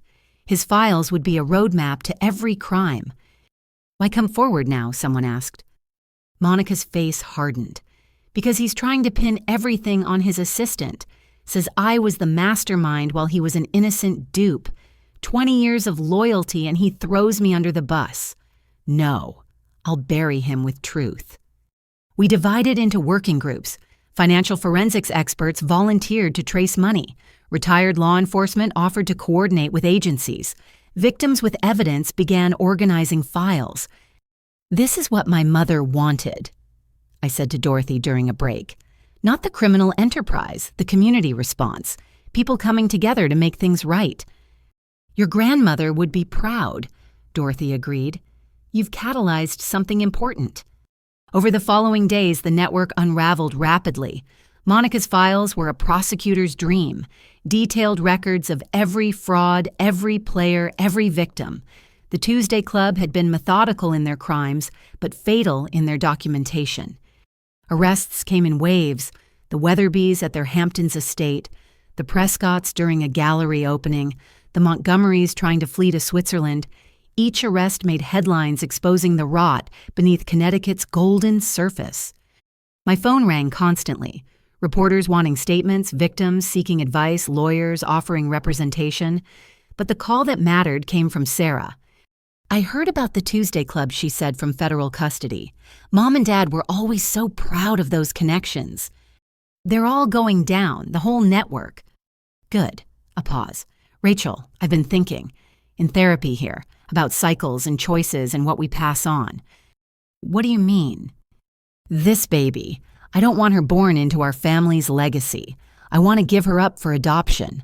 To a real family, one that knows love without manipulation. My throat tightened. That's incredibly brave. Is it, or is it just recognizing I'm not fit to raise a child I learned parenting from criminals? What could I possibly teach except how to lie and steal? You could teach her to choose differently, to break cycles. By giving her to someone who already has. There's a couple here, volunteers at the prison ministry, former addicts who rebuilt their lives. They want to adopt. They understand redemption. Have you decided? Yes, my daughter deserves better than a Hamilton legacy. She deserves love without conditions, trust without betrayal, family without fraud. After we hung up, I sat processing Sarah's choice. She was right. Our family legacy was poison. But maybe that's why people like us needed to work harder to create something better. That night, I attended another victim meeting. The group had grown to over 100, with more joining online. Judge Hartley had connected us with a federal task force specifically targeting white-collar crime networks. The Tuesday Club wasn't unique, the lead investigator explained. We're finding similar groups nationwide, wealthy predators using social connections to identify and exploit victims. Your courage in speaking up is helping us map these networks. Eleanor Hartley stood. I propose we form a permanent organization, supporting victims, educating communities, preventing future predation. Turn our shame into action. The Phoenix Foundation, someone suggested, rising from the ashes of our losses. Dorothy smiled. I'll provide initial funding. My success came from rebuilding after fraud. Let's help others do the same. Within an hour, we'd outlined a structure. Legal aid, financial counseling, emotional support, educational programs, everything victims needed to recover and rebuild. Rachel, Judge Hartley said, we'd like you on the board. Your voice has been crucial in breaking the silence. I'm not a victim, I protested. Not like the rest of you. You're a survivor, Eleanor corrected, and you showed us how to stop being victims. That's exactly what we need. As the meeting ended, people approached me with thanks, stories, hope. Former marks becoming activists, a shamed silence transforming into purposeful action. The Tuesday Club had created a network of victims, but we were building something stronger, a network of survivors. Driving home, I thought about unexpected allies. Eleanor Hartley, who I dismissed as a society snob. Monica, the overlooked assistant who documented everything. Judge Hartley using his privilege for justice. Even Sarah choosing to break our toxic cycle through painful sacrifice. My phone buzzed. Catherine Chen saw the news about the Tuesday Club arrests. Your family's crimes keep exposing others. It's like dominoes falling. Good dominoes, I texted back. Each arrest reveals more truth. Your grandmother's house will host the Phoenix Foundation's first retreat. Victims of the Tuesday Club learning to rebuild. Full circle. Full circle indeed. The house my parents tried to steal would shelter their victims. The network they'd used for crime would be replaced by one fostering healing. The silence that protected predators would become voices demanding justice. That night, I dreamed of grandmother. She stood in her garden smiling as flowers bloomed around her. You planted seeds of truth, she said. Now watch the garden grow. I woke with tears on my face but hope in my heart. The Tuesday Club was finished. The Phoenix Foundation was beginning. And I was learning that sometimes the most unexpected allies are those who've shared your struggle. My family had taught me that trust was weakness, love was leverage, and loyalty meant enabling crime. But these new allies were teaching different lessons. That shared pain could become collective strength. That speaking truth created space for others to follow. That real loyalty meant holding each other accountable, not covering up sins. The Hamiltons had fallen, but from their ashes something better was rising. Not just for me, but for every victim finding their voice, every survivor choosing truth, every unexpected ally joining the fight. The network of predators was crumbling. In its place, a network of phoenixes was taking flight. The federal building's mediation room felt different from the courtrooms I'd grown accustomed to. Smaller, more intimate, with a round table that forced all parties to face each other. February rain streaked the windows as lawyers arranged documents for what promised to be the final financial reckoning of my parents' crimes.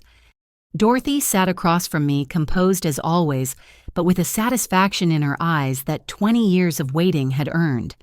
Beside her, 3 thick binders contained the forensic accounting of every penny stolen, every innovation pilfered, every opportunity destroyed. The government has seized approximately $32 million in assets, the federal mediator began. This includes real estate investments, offshore accounts, and liquidated personal property. Today we determine distribution to victims. $32 million.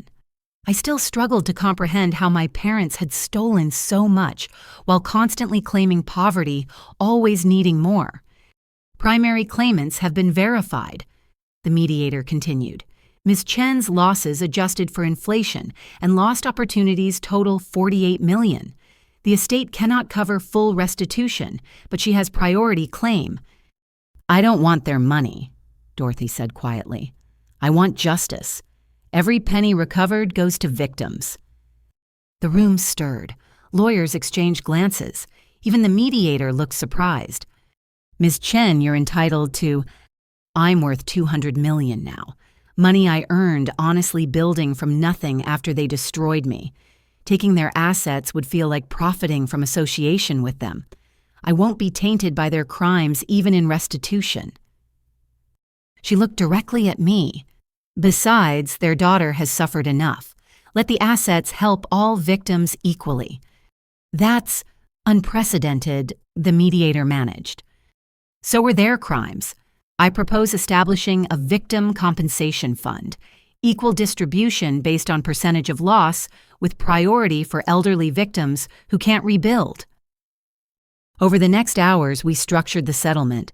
The Phoenix Foundation would administer funds ensuring every verified victim received proportional compensation.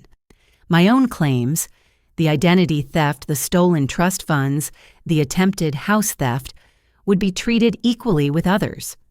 There's also the matter of ongoing royalties, Dorothy's lawyer noted. Several patents stolen from Ms. Chen continue generating income. Those rights revert to her, which I'm assigning to fund the retreat center indefinitely, Dorothy announced. Rachel's grandmother's house will never want for funding. My throat tightened. Why are you doing this? Because your grandmother tried to warn me. Because you chose truth over family. Because revenge would make me like them, and I've spent 20 years ensuring I'm nothing like them. The mediator documented each decision. As we worked, I received a text from Marcus, my forensic accountant. Final tally on your personal losses, $847,000. Full documentation filed. $800,000 stolen by my own parents through identity theft and fraud. Yet watching Dorothy forfeit millions for principal, I felt my own perspective shift. I want to match Dorothy's gesture, I heard myself say. Any funds I receive go to the Phoenix Foundation Scholarship Program for children of fraud victims pursuing education. Rachel, Dorothy said softly, you don't have to. Yes, I do. That money was stolen twice. From victims to my parents, from my parents to me. It's poisoned. Let it become something clean. By afternoon, we'd structured a comprehensive settlement. Every victim would receive something. Not full restitution, the money simply didn't exist, but enough to matter. Elderly victims who'd lost retirement savings would be made substantially whole. Small business owners could restart. Families could begin recovering. The Tuesday Club assets are still being calculated, the mediator noted. As their crimes are interconnected with the Hamiltons' additional funds may become available. Same distribution model, Dorothy said firmly. No victim left behind. As we prepared to sign final documents, Patricia's lawyer burst in. My client objects to this distribution. She claims marital assets are being improperly seized. Your client is serving 25 years for fraud, the mediator said coldly. She has no standing to object. She's filing for divorce and demanding her share of legitimate assets. I actually laughed. What legitimate assets? Everything they owned was bought with stolen money. Mrs. Hamilton claims gifts from her mother represent clean funds. My grandmother's gifts. I stood, anger flashing. The grandmother they stole from while she was dying, those gifts. Dorothy placed a calming hand on my arm. Let her file. Discovery will be educational. We have Eleanor Hamilton's complete financial records. Every gift can be traced to fraud proceeds Patricia laundered through her mother's accounts. The lawyer retreated deflated, but the interruption had reminded me of unfinished business. The house in Connecticut, I said. What happens to it? Scheduled for auction. Proceeds to the victim fund. I want to buy it. Everyone stared. Dorothy looked particularly surprised. Rachel, why would you want that house? Because it represents everything they valued over people. Because it's where they planned their crimes. Because I want to donate it to the Phoenix Foundation as transitional housing for fraud victims. Let something stolen become shelter for those who've lost homes to crime. The irony is rather perfect, Dorothy admitted. We agreed I'd bid at auction using my own legitimately earned savings. The house that showcased my parents' false success would become a haven for their victims. As documents were signed and notarized, a strange peace settled over the room. 20 years of crime being methodically unwound, transformed from greed to generosity. Implementation begins immediately, the mediator announced. First distributions within 30 days. The Phoenix Foundation will coordinate victim notification. We filed out into the rainy afternoon. In the lobby, Eleanor Hartley waited with other Tuesday Club victims. Well, she asked anxiously. Full distribution to all victims, I announced. Dorothy forfeited her claim to benefit everyone. The Phoenix Foundation will manage everything. Eleanor actually hugged Dorothy Pearls, clicking against buttons. You've shown more grace than any of us deserve." "Grace isn't deserved," Dorothy replied. "It's chosen. Your courage in speaking up matters more than my money." As victims gathered around Dorothy with thanks and tears, I slipped outside. The rain had stopped, leaving Boston gleaming under breaking clouds. My phone rang. Sarah from federal custody. "I heard about the settlement," she said without preamble. "You gave up your share." "It was never really mine." $800,000 is real money, Rachel. You could have kept it legally. Legally isn't the same as ethically. That money has blood on it. Silence. "Then the adoption is finalized. My daughter goes to her new family tomorrow." "How are you feeling?" "Empty, relieved, terrified, free." She laughed shakily. "Is it possible to feel all that at once?" "Yes, I feel it every day since choosing truth over family." "Rachel, I know I've said it before, but I'm sorry. For the fake pregnancy, the manipulation, the house, for being the daughter they raised instead of the sister you deserved." "You're becoming the sister I deserve now. That matters more. I'll have 20 years to become her. Maybe when I get out, we can have the relationship we should have had all along." "I'd like that." After we hung up, I stood watching the city move around me. Somewhere my parents sat in separate prisons, probably still blaming each other. The Tuesday Club faced their own reckonings. Victims were becoming survivors. Silence becoming testimony. Theft becoming charity. My phone buzzed. Catherine Chen sending photos from Vermont. "Construction is ahead of schedule. Your grandmother's house will be ready by spring."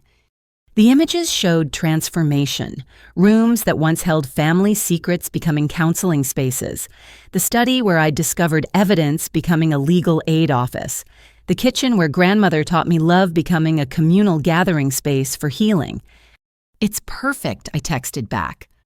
"Your speech at the opening is scheduled, breaking cycles when family loyalty enables crime. We're expecting a full house." A speech I never imagined giving at a center I never imagined existing, funded by crimes I never imagined discovering. Yet here we were, building something beautiful from wreckage. Dorothy found me in the plaza. "You did well today. I learned from the best. You showed me that victory isn't about taking everything. It's about transforming everything." "Your grandmother knew that. It's why she documented crimes instead of confronting them. She was building your case, not hers." We walked together through Boston's financial district, past buildings where legitimate business happened every day. My parents had mimicked these structures, creating elaborate facades of success. But facades always crumble. Truth always surfaces. Justice, as grandmother said, always finds its level.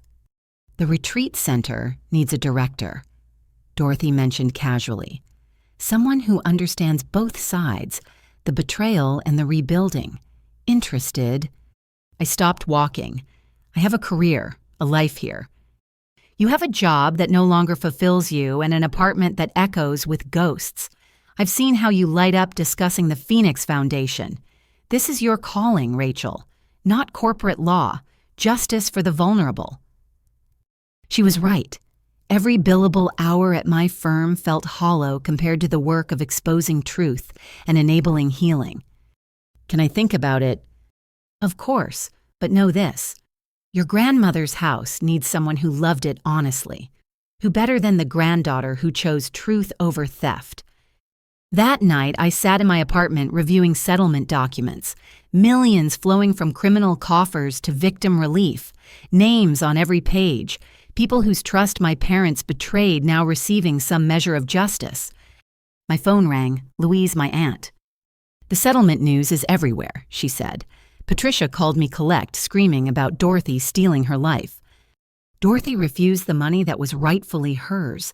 How is that stealing? In Patricia's mind, keeping her from assets is theft. She genuinely doesn't understand why crime has consequences. She'll have 25 years to figure it out. "Rachel, I'm proud of you for standing up, speaking out, choosing justice. You broke our family's cycle of enabling. That took courage I never had." After we hung up, I made my decision. I opened my laptop and began typing.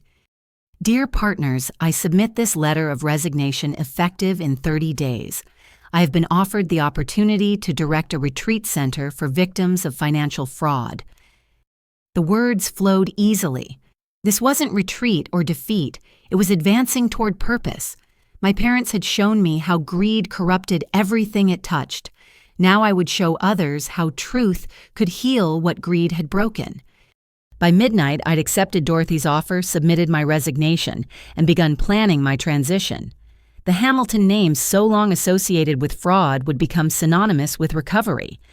The settlement was more than financial. It was a settling of accounts that went beyond money to meaning. My parents had built their lives on others' losses. Their legacy would be rebuilt lives, renewed trust, and the radical proposition that justice could transform into mercy. Tomorrow, distribution would begin. Checks would arrive for people who'd given up hope of recovery. But more than money would flow. Dignity restored faith, renewed the knowledge that someone had finally said, this was wrong and we're making it right. That was the true settlement, not just of accounts, but of the score between those who take and those who give, between those who destroy and those who build. Between the family I was given and the family I chose. The rain had returned, drumming against windows like applause. I raised a glass of wine to the night, to grandmother, to Dorothy, to every victim finding their voice. To settlements, I whispered, and to new foundations. Because tomorrow we would begin building on ground cleared of lies, cleaned by truth, and consecrated by the simple act of choosing justice over blood. Spring arrived early in Vermont that year, as if nature itself wanted to celebrate new beginnings. I stood in what had been grandmother's garden, now expanded into a meditation space for the retreat center. The April air smelled of fresh earth and possibility as contractors put finishing touches on the Eleanor Hamilton Center for Financial Recovery. The lotus pond was Catherine's idea, Dorothy said, joining me. Beauty rising from mud seemed appropriate. Workers installed the last of the therapeutic spaces, while victims turned volunteers, arranged furniture in the communal areas. In 6 weeks since I'd left corporate law, I'd thrown myself into creating something unprecedented, a healing space specifically for those devastated by financial betrayal. Ms. Hamilton. A young woman approached nervously. I'm Emma Martinez. I'm here for the counselor training. Emma's story had touched me during applications. Her elderly parents lost their retirement to one of the Tuesday Club schemes, leading to her father's fatal heart attack. Now she wanted to help others navigate similar trauma. Welcome, Emma. Let me show you around. As we toured, I explained our approach. Financial fraud isn't just about money. It shatters trust, destroys relationships, creates lasting trauma. We address all aspects: legal aid, financial counseling, psychological support, practical rebuilding. Like that, she pointed to a classroom where Mark Thompson, out on supervised release, taught a session on recognizing fraud tactics. Exactly like that. Who better to explain criminal manipulation than someone who participated in it? Mark had approached me about volunteering, desperate to make amends. After much consideration, Dorothy and I agreed. His insider knowledge could help victims understand they weren't stupid or naive. They were targeted by sophisticated predators. Rachel, Catherine called from the main house. Sarah's on video call. I excused myself and found Catherine in what had been Father's study, now our administrative center. On screen, Sarah sat in her prison's visiting room, visibly pregnant, but somehow lighter than I'd ever seen her. How are you feeling? I asked. Physically like a whale, emotionally clearer every day. She shifted uncomfortably. The therapy here is intense. Understanding how Mom and Dad programmed us to see crime as normal business. Any word from them? Dad writes weekly. Pages of justification and blame. I don't read them anymore. Mom. Sarah's face hardened. Mom sent a letter saying I'm dead to her, that I killed our family by confessing. Sarah, I'm sorry. Don't be. It's freeing, actually. Being dead to Patricia Hamilton means being alive to myself. She managed a smile. Tell me about the center. I want to picture something beautiful while I'm here." I gave her a virtual tour through my phone showing the transformation. Her eyes widened at each room reimagined for healing. "Grandmother would be so proud," she whispered. "You took their crime scene and made it sacred." "We all did, even you by telling the truth." 20 more years to go," she said quietly. "But my counselor says I can get correspondence degrees, maybe become a therapist myself, help other children of criminals process the mindfuck of growing up in those homes." After we disconnected, I sat in the quiet room processing my sister's transformation. Prison was breaking her down to build her up, something our parents' comfortable Connecticut life never could have done. "Ms. Hamilton." Mark stood in the doorway. "Class finished. Thought you should know. We had a breakthrough. Mrs. Chen from the Tuesday Club finally admitted she wasn't stupid for trusting your parents. First time she's shown herself any compassion." "Progress," I murmured. "Thank you, Mark." He shifted uncomfortably. "I know I can never make up for what I did, but if my experience helps one person avoid being victimized, then your debt begins to balance. Keep doing the work." As he left, Dorothy entered with a thick folder. "Final inspection reports. We're cleared to open next month." "May 15th, I confirmed, grandmother's birthday. "The press wants statements. Several documentary crews have requested access. The Phoenix Foundation's work is attracting national attention." "Let them come. The more light we shine on financial fraud, the harder it becomes for predators to operate in shadows." We spent the afternoon reviewing opening ceremony details. Victims would share testimonies. Survivors would offer hope. Even Judge Hartley would speak about complicity and redemption. "There's one more thing," Dorothy said carefully. "Your mother has been sending letters to Phoenix Foundation board members, claiming the center is built on lies that she's the real victim. From prison, she has allies. A few Tuesday Club members who've maintained innocence are amplifying her message. They're calling it a witch hunt, saying we're destroying innocent families over financial misunderstandings." I felt the familiar anger rise, then breathed it away. Let them. Every letter they send proves they've learned nothing. Meanwhile, we keep building. That evening, I walked alone through the house, remembering. Here grandmother had taught me honesty. There my parents had planned their crimes. Each room held dual histories: love and betrayal, trust and theft. My phone rang. Louise. "I wanted you to know," she said, "I've been accepted to the first retreat. After staying silent about Patricia's crimes, I need to process my own complicity." "Louise, you were victimized too." "I was both, victim and enabler. That's what your center addresses, isn't it? The complex reality that we're rarely purely innocent or guilty." "Yes, that's exactly what we address." "Good, because I'm not the only family member coming. 3 cousins, an aunt, 2 family friends. We all need to understand how we let it happen." After we hung up, I stood in grandmother's bedroom, now a quiet room for reflection. The window seat remained overlooking gardens, where healing would happen. On the wall hung her portrait, not the formal one from the Connecticut house, but a candid shot of her gardening dirt on her hands and joy on her face. "We did it," I whispered. "Turned their crime scene into your vision of grace." A knock interrupted. Emma Martinez stood nervously at the door. "Sorry to bother you, but I wanted to thank you for accepting my application despite my lack of formal counseling experience. Experience comes in many forms. You live this trauma. That matters more than degrees." My mother wants to attend the opening. She hasn't left the house since Dad died, but she says maybe it's time. Maybe seeing others who survived what we survived. She's welcome. Healing happens in community. Emma left with tears of gratitude. I remained thinking about the ripples of redemption. My parents' crimes had devastated hundreds. But from that devastation, thousands might find healing. The mathematics of justice weren't simple. One act of evil creating multiple acts of good. My phone buzzed, a news alert: Tuesday Club trials begin, largest white-collar crime network in state history. The investigations Dorothy and I had sparked were bearing fruit. Every Tuesday club member faced charges. Their interconnected crimes created a RICO case that would dismantle high society fraud rings nationwide. But I was done with courtrooms.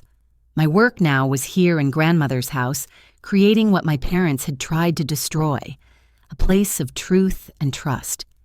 Catherine appeared with tea, ready for tomorrow's training session. 12 counselors, 8 financial advisors, 6 attorneys, all volunteering their time. Plus support staff security maintenance, a full team dedicated to healing. She smiled. Your grandmother would say we've planted good seeds. Now we tend the garden. We sat in comfortable silence, planning final details. Tomorrow would bring new challenges. Next month, survivors would arrive seeking what we all sought, a way forward from betrayal. But tonight in the house my parents had tried to steal, surrounded by people choosing redemption over revenge, I felt something I hadn't experienced in years. Peace. Not the peace of ignorance I'd lived in before discovering their crimes, not the peace of exhaustion after battles in court, but the deep peace that comes from aligned purpose, from building rather than tearing down, from choosing creation over destruction. My phone lit with a text from Sarah. Saw the news coverage of the center. You look happy, real happy, not Hamilton happy. Hold on to that. I would, because this wasn't Hamilton happiness, the false joy of successful schemes and stolen comfort. This was real, built on truth, sustained by service, confirmed by the knowledge that grandmother's house would shelter those my family had broken. Tomorrow would come with its challenges. The center would open to its first residents. Stories of pain would fill these rooms, but so would stories of survival, resilience, redemption. And in telling those stories and creating space for truth and healing, we would all discover what my grandmother always knew, that love multiplied while greed divided that truth, healed while lies wounded, that the only real wealth was what we gave away. The Hamilton name would be redeemed not through denial or reputation management, but through the slow daily work of making right what had been wronged. One survivor at a time, one story at a time, one truth at a time. May 15th dawned crystal clear, one of those perfect Vermont mornings that made you believe in fresh starts. I stood on the porch of the Eleanor Hamilton Center, watching cars fill the parking area we'd carved from grandmother's old hayfield. Today, on what would have been her 92nd birthday, her house would officially become a beacon of hope. 3 news crews, 2 documentary teams, and over 200 registered guests. Catherine reported clipboard in hand. Ready. As ready as anyone can be to publicly discuss their criminal family, I said, smoothing my dress. I'd chosen blue, grandmother's favorite color. The garden overflowed with people, survivors who'd found strength through the Phoenix Foundation, volunteers who donated countless hours, financial professionals offering pro bono services, even some Tuesday Club victims ready to begin their healing journey. Dorothy took the podium first, elegant in silver gray. 20 years ago, I lost everything to sophisticated criminals who happened to be someone's parents, someone's spouse, someone's grandparents. I rebuilt alone in silence, believing justice would never come. I was wrong. She spoke of patience, of resilience, of the moment she learned Thomas and Patricia Hamilton had been arrested. But this isn't about punishment. It's about transformation. Their daughter chose truth over blood integrity, over inheritance. She proved that we aren't doomed to repeat familial patterns. When my turn came, I faced the crowd with steady hands but racing heart. Among familiar faces, I spotted unexpected ones. Louise in the 3rd row, several cousins who'd been silent during the trials, even Mrs. Morrison, my 3rd grade teacher who'd always said I was nothing like my parents. My name is Rachel Hamilton, I began. Daughter of convicted felons, granddaughter of Eleanor Hamilton who loved honestly in a house built on lies. Today we reclaim that house for truth. I told our story completely. The golden childhood funded by theft, the slow realization of family corruption, the choice between enabling and exposing, the cost of choosing justice. People ask if I regret testifying against my parents. I regret that it was necessary.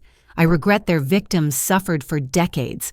I regret my silence before finding courage, but I don't regret choosing truth. I paused finding Sarah's counselor in the crowd. She was recording this for Sarah to watch from prison.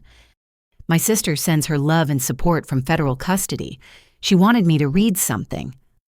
I unfolded Sarah's letter. I won't be free for 20 years, but I'm freer in prison than I ever was in our family home. Because I finally admitted the truth. We were raised by criminals who taught us crime was clever business. To everyone listening who grew up in similar homes, it's not your fault.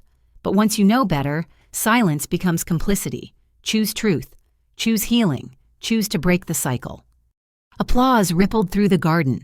Sarah, the golden child who'd lost everything, had found her voice. This center, I continued, offers what my family stole: trust, dignity, and the resources to rebuild. We provide trauma counseling, legal aid, financial guidance, and community support. But most importantly, we provide validation that financial fraud is real violence with lasting wounds. I introduced our team: Mark Thompson teaching fraud recognition, Emma Martinez leading support groups, Judge Hartley coordinating legal services, each person a testament to redemption's possibility. My grandmother left me this house hoping I'd see through family lies to deeper truths. It took 32 years, but I finally have.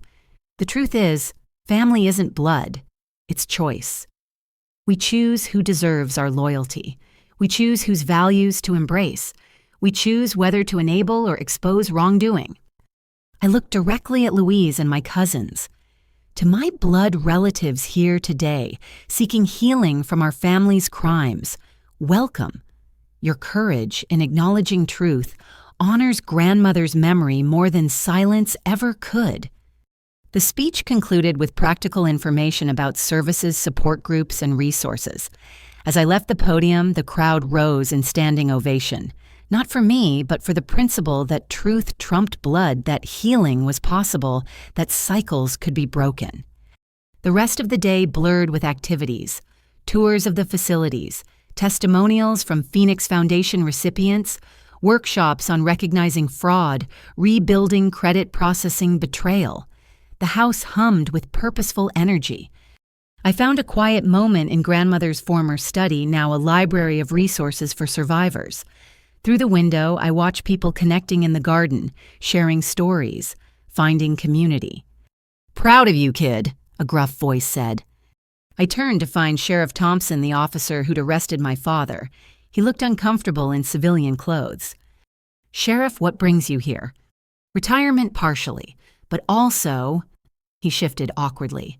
"My brother got taken by a Tuesday club scheme, lost his hardware store, had a breakdown. Been too proud to seek help until he saw your news coverage. You speaking out gave him permission to admit he needed support." "Is he here?" "In the financial counseling workshop. First time he's smiled in 2 years hearing he's not alone." Thompson cleared his throat. "Your grandmother would be real proud. You took a crime scene and made it holy ground." As evening approached, the formal program ended, but people lingered. Support groups formed spontaneously.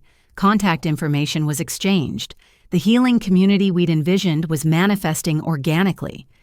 Dorothy found me on the porch as sunset painted the mountains gold. "Successful launch," she said simply. "Beginning of a long journey. All journeys begin with single steps." She handed me an envelope. "This came for you. Correction facility return address." My mother's handwriting. I'd received dozens of her letters, all variations on the same themes: betrayal, manipulation, denial. I usually threw them away unopened, but something made me read this one. "Rachel, I watched news coverage of your opening ceremony from the prison library. You stand there in my mother's house surrounded by our supposed victims painting us as monsters. Do you feel righteous? Do you feel superior? You were nothing before us. We gave you everything: education opportunities, connections. Now you bite the hand that fed you, aligning with that Chinese woman who destroyed our business. But I know something you don't. Your perfect Dorothy Chen isn't innocent. She stole our ideas first. We simply took back what was ours. Someday the truth will surface and you'll realize you chose the wrong side. Until then, know this. You're no longer my daughter. My mother would be ashamed of what you've become. Using her house for this charade proves you never understood family loyalty. Patricia Hamilton, my name, regardless of what federal inmates call me. I folded the letter carefully and handed it to Dorothy. She read it with no change in expression. Still playing the victim, she observed. Still convinced she's justified. Prison hasn't taught her anything. Did you steal their ideas first? I asked directly. Dorothy smiled. Your parents had no ideas to steal. They had connections, charm, and endless greed. I had innovation, work ethic, and naive trust. They took everything worth taking. I rebuilt with wisdom earned through loss. She'll never accept responsibility. No, but Sarah has. You have. Mark is trying. Louise is learning. That's how cycles break, one person at a time, choosing accountability. We watched the last guests leave taillights disappearing into gathering dusk. The center would officially open to residents next week. 12 women, all survivors of financial fraud, would begin intensive healing programs. My phone rang, Sarah calling from prison. I watched the whole thing, she said, voice thick with emotion. You were perfect. Grandmother would be crying happy tears. How are you feeling? Proud. Sad I can't be there. Grateful you're doing this. A pause. My daughter's adoptive parents sent photos. She's beautiful, Rachel. Healthy, loved, surrounded by people who'll never teach her that crime is clever. Any regrets? Only that it took federal prison to break me free from their programming. But my counselor says that's common with cult survivors. It takes complete separation to see the dysfunction. Cult. What else would you call it? Charismatic leaders demanding total loyalty, rejecting outside values, punishing dissent. We weren't a family. We were a criminal organization with birth certificates. After we hung up, I made a final walk through the house. Each room held ghosts, but they felt peaceful now. In the kitchen, where grandmother taught me love through food, tomorrow's cooking class would help survivors nourish themselves. In the living room, where my parents planned crime support groups would plan recovery. The last car to leave surprised me. Louise emerged, approaching hesitantly. I needed to say something privately, she began. I failed you. Failed Eleanor. Failed every victim by staying silent. I told myself it wasn't my business, wasn't my place, but silence enabled them. You're here now. That matters. Does it, or am I just another Hamilton seeking absolution after the fact? You're someone choosing growth over comfort. That's all any of us can do. Choose better, once we know better. Louise hugged me, tears flowing. Your mother's wrong. Eleanor would be so proud. You honored her true legacy, not the house, but the values. Truth, service, love without manipulation. After she left, I stood alone in the garden as stars emerged. Tomorrow would bring new challenges, residents arriving with trauma, programs to refine, funding to secure, the daily work of transforming pain into purpose. But tonight I felt the satisfaction of promises kept, to grandmother who'd trusted me with her home, to Dorothy who'd shown me that revenge wasn't the only response to betrayal, to every victim who'd been told their financial assault wasn't real violence. My phone buzzed with a final text from an unknown number. Ms. Hamilton, this is Thomas Barnes, your father's former cellmate. He asked me to tell you he's proud of what you've built, even if he can't say it himself. He's starting to understand what he lost by choosing crime over family. Maybe there's hope for him yet. Don't give up on people's ability to change. Sometimes it just takes losing everything to see what really mattered. I stared at the message, feeling something shift. Not forgiveness. That would take more time and genuine accountability from him. But perhaps the beginning of possibility. If Sarah could transform in prison, if Mark could teach against fraud, if Louise could acknowledge complicity, then maybe— No. I wouldn't hope for my parents' redemption, but I wouldn't close the door either. The center would remain open to all who genuinely sought healing, even those who'd caused the harm. Because that was grandmother's greatest lesson, that love wasn't endorsement, that boundaries weren't hatred, that you could reject someone's actions while leaving space for their potential transformation. The porch light attracted early season moths, circling endlessly toward illumination, like all of us perhaps, drawn to light, sometimes burning ourselves, but unable to resist the pull towards something brighter than darkness. I turned off the lights and locked the door. Tomorrow the real work began. Tonight I'd accomplished what seemed impossible years ago. I'd reclaimed our family home for love instead of lies, service instead of schemes, truth instead of theft. The Eleanor Hamilton Center for Financial Recovery was officially open, and with it hundreds of paths to healing that my parents' greed had tried to close forever. But greed, I'd learned, was ultimately weaker than grace. Lies crumbled while truth endured, and sometimes the most profound revenge was refusing to perpetuate cycles of harm, choosing instead to build something beautiful from the wreckage.